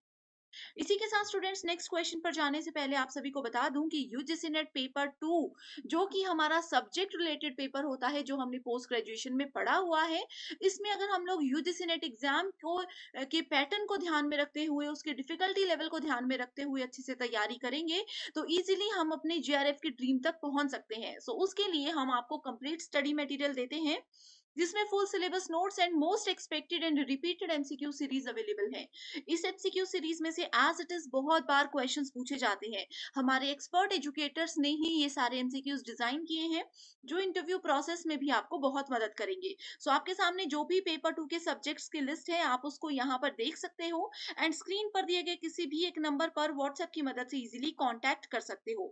जनरली इसकी फी है 1600 रुपीज, लेकिन आज मैं आपको देती हूँ फ्लैट 20% ऑफ, यानी कि इसके लिए आपको फीस पे करनी है सिर्फ और सिर्फ 1280 रुपीज। स्टूडेंट्स, आज ही स्टडी मटेरियल को ज्वाइन करके आप इसका बेनिफिट उठा सकते हो एंड लाइफ टाइम आप इसको यूज कर सकते हो। और कोई टीचिंग एग्जाम है, वहां पे भी आपको बहुत मदद करेगा। इसके साथ ही students, UGC NET paper 1 and paper 2 के कंप्लीट कोर्सेज की इन्फॉर्मेशन के लिए ग्लोबल ऑनलाइन ऐप को डाउनलोड कर सकते हो। बिल्कुल फ्री ऐप है। यहाँ पे आपको हर एक यूनिट के एग्जाम ओरिएंटेड वे में जो है सारे वीडियो लेक्चर्स मिल जाएंगे, जो कि डेफिनेटली आपको हेल्प करेंगे। तो इसी के साथ बढ़ते हैं नेक्स्ट क्वेश्चन की ओर, जिसमें कि पूछा गया है, consider the following letter series. Letter series given है ACF, EGJ, IKN and MOR। तो इस लेटर सीरीज में स्टूडेंट्स आप लोगों को सबसे पहले एक पैटर्न पता होना चाहिए, ठीक है। अब देखो, इसमें हम इसको इस तरह से लिख देते हैं, ACF, then we have EGJ, then we have IKN, then MOR, ठीक है। इस तरह से आप लोग लिख दोगे। उसके बाद आपको क्या करना है, पहले पहले नंबर का कंपैरिजन करना है। ए से अगर हम ई के तरफ जाते हैं तो +4 वैल्यूज आती हैं। ए से ई पे काउंट कीजिए, 4 नंबर्स की एडिशन होती है। ई से आई पे भी +4 होता है एंड आई से एम पे भी +4 होता है। तो सेम ही पैटर्न हमें फॉलो करना है ई से आगे की ओर। ई से जब हम लोग आगे की ओर सॉरी, एम से आगे की ओर जाएंगे, तो यहाँ पे हमारे पास वैल्यू आ जाती है क्यू, ठीक है। ऑप्शंस में देखो, क्यू से ही आप लोगों को डायरेक्ट आंसर मिल गया, जो कि है ऑप्शन नंबर 1। आप लोगों को यूजीसी नेट के रीजनिंग के सेक्शन में स्मार्ट वर्क करना है। पूरा सॉल्व करने की जरूरत नहीं है। आप देख सकते हो, फर्स्ट लेटर सीरीज में से ही हम लोगों को करेक्ट आंसर बहुत बार मिल जाता है। Okay, next question is, a man walks at a speed of 3 kilometre per hour from location A. एक पर्सन की लोकेशन है ए, तो उन्होंने ए से 3 किलोमीटर पर आवर की तरफ को, ईस्ट की साइड को जो है मूव किया, ठीक है। अगर हम लोग इस पॉइंट को ईस्ट डायरेक्शन मानकर चलते हैं, तो उन्होंने 3 किलोमीटर्स जो है ट्रेवल किया है। ये ईस्ट की डायरेक्शन है, ओके। उन्होंने सिर्फ यहाँ 3 किलोमीटर तक ही ट्रेवल किया। उसके बाद फॉर 1 आवर, ठीक है। इसका मतलब क्या हुआ कि 3 किलोमीटर्स के लिए उनको कितना समय लग गया, इसके लिए उन लोगों को 1 आवर का समय लग गया। उसके बाद उन्होंने क्या किया, देन उन्होंने टर्न कर दिया लेफ्ट को। इस तरफ को जाते जाते उन्होंने लेफ्ट को टर्न कर दिया एंड वो कितना 1.5 किलोमीटर ट्रेवल किया उन्होंने 6 आवर तक के लिए। इस तरफ को अगर देखेंगे, तो उन्होंने यहाँ पे 6 आवर्स 1.5 किलोमीटर तक का ट्रेवल किया टूवर्ड्स नॉर्थ डायरेक्शन, ठीक है। एंड इस तरह से वो कहाँ पर पहुंच गए, इस तरह से वो पहुंच गए अपनी लोकेशन बी पे। Then the shortest distance from A to B. अब देखना है ए से बी पे शॉर्टेस्ट डिस्टेंस क्या है, तो ये वाला शॉर्टेस्ट था। यहाँ पे 3 किलोमीटर ट्रेवल किया, यहाँ पे उन्होंने 1.5 किलोमीटर ट्रेवल किया। सो इसके लिए हम लोगों को क्या करना है, इसके लिए हमें पहले कैलकुलेशन करनी है। सो 1 घंटे तक आप कैलकुलेट करते हो 3 पे, तो आपका रिजल्ट आ जाता है यहाँ पे टोटल 3 किलोमीटर्स। देन 1.5 को हमें 6 के साथ करना है, यानी कि 1.5 किलोमीटर उन्होंने 6 आवर्स में ट्रेवल किया। सो 1.5 को अगर हम 6 से मेजर करते हैं तो वो आ जाता है अराउंड 9 किलोमीटर्स। सो शॉर्टेड डिस्टेंस के लिए हमें फॉर्मूला राइट एंगल ट्राइंगल ये बन गया, तो इसका फॉर्मूला होता है 3 स्क्वायर प्लस 9 स्क्वायर, ये जो वैल्यूज आई हैं बेस स्क्वायर प्लस दिस वाला स्क्वायर, एंड इसको हम ये कर देंगे। सो आंसर आ जाएगा अप्रोक्सीमेटली 9.48। सो 9.48 किलोमीटर शॉर्टेस्ट पाथ होता है। Next question is consider the following number series 0, 6, 24, 68 and 120। सो यहाँ पे सेम हमें लॉजिक को फॉलो करना है। पहले मैं आपको आंसर भी बता देती हूँ। सो इसमें देखो क्या है, 0 में 1 को मल्टीप्लाई कर दो एंड 2 को मल्टीप्लाई कर दो, आंसर आ जाएगा 0। Then we have 1 into 2 into 3 that is equals to 6। Next we have, तो 6 वैल्यू भी आ गई, 0 वैल्यू भी आ गई। 24 वैल्यू के लिए क्या करेंगे, 2 इंटू 3 इंटू 4 दैट इज 24। उसके बाद आ जाएगा 3 into 4 into 5 is equals to 60। 60 value आ गई। उसके बाद हम कर देंगे यहाँ पे 4 into 5 into 6 120। Then we have 5 into 6 into 7 that is equals to 210। So correct answer यहाँ पे है 210। तो ये थोड़े से बेसिक लॉजिक्स होते हैं जो कि प्रैक्टिस आपकी चाहते हैं, तभी आप लोग इनको सॉल्व कर पाओगे। Next is which of the following is data visualization method. So data visualization होता है pie chart and bar chart. Okay, next question is in the following letter series. So letter series given है जिसमें बोला गया है A B C F, अगला है B C D G, इस तरह से ही आपको हमेशा लिखना है। Then we have C D E and H, then we have D E F and I. Okay, so ये लेटर सीरीज आ गई। अब इसमें देखना है नेक्स्ट टर्म कौन सी होगी। सो इसमें ए से बी पे जाएंगे +1, बी से सी पे जाएंगे +1, सी से डी पे जाएंगे +1, यानी कि एक एक डिजिट हम आगे बढ़ते गए।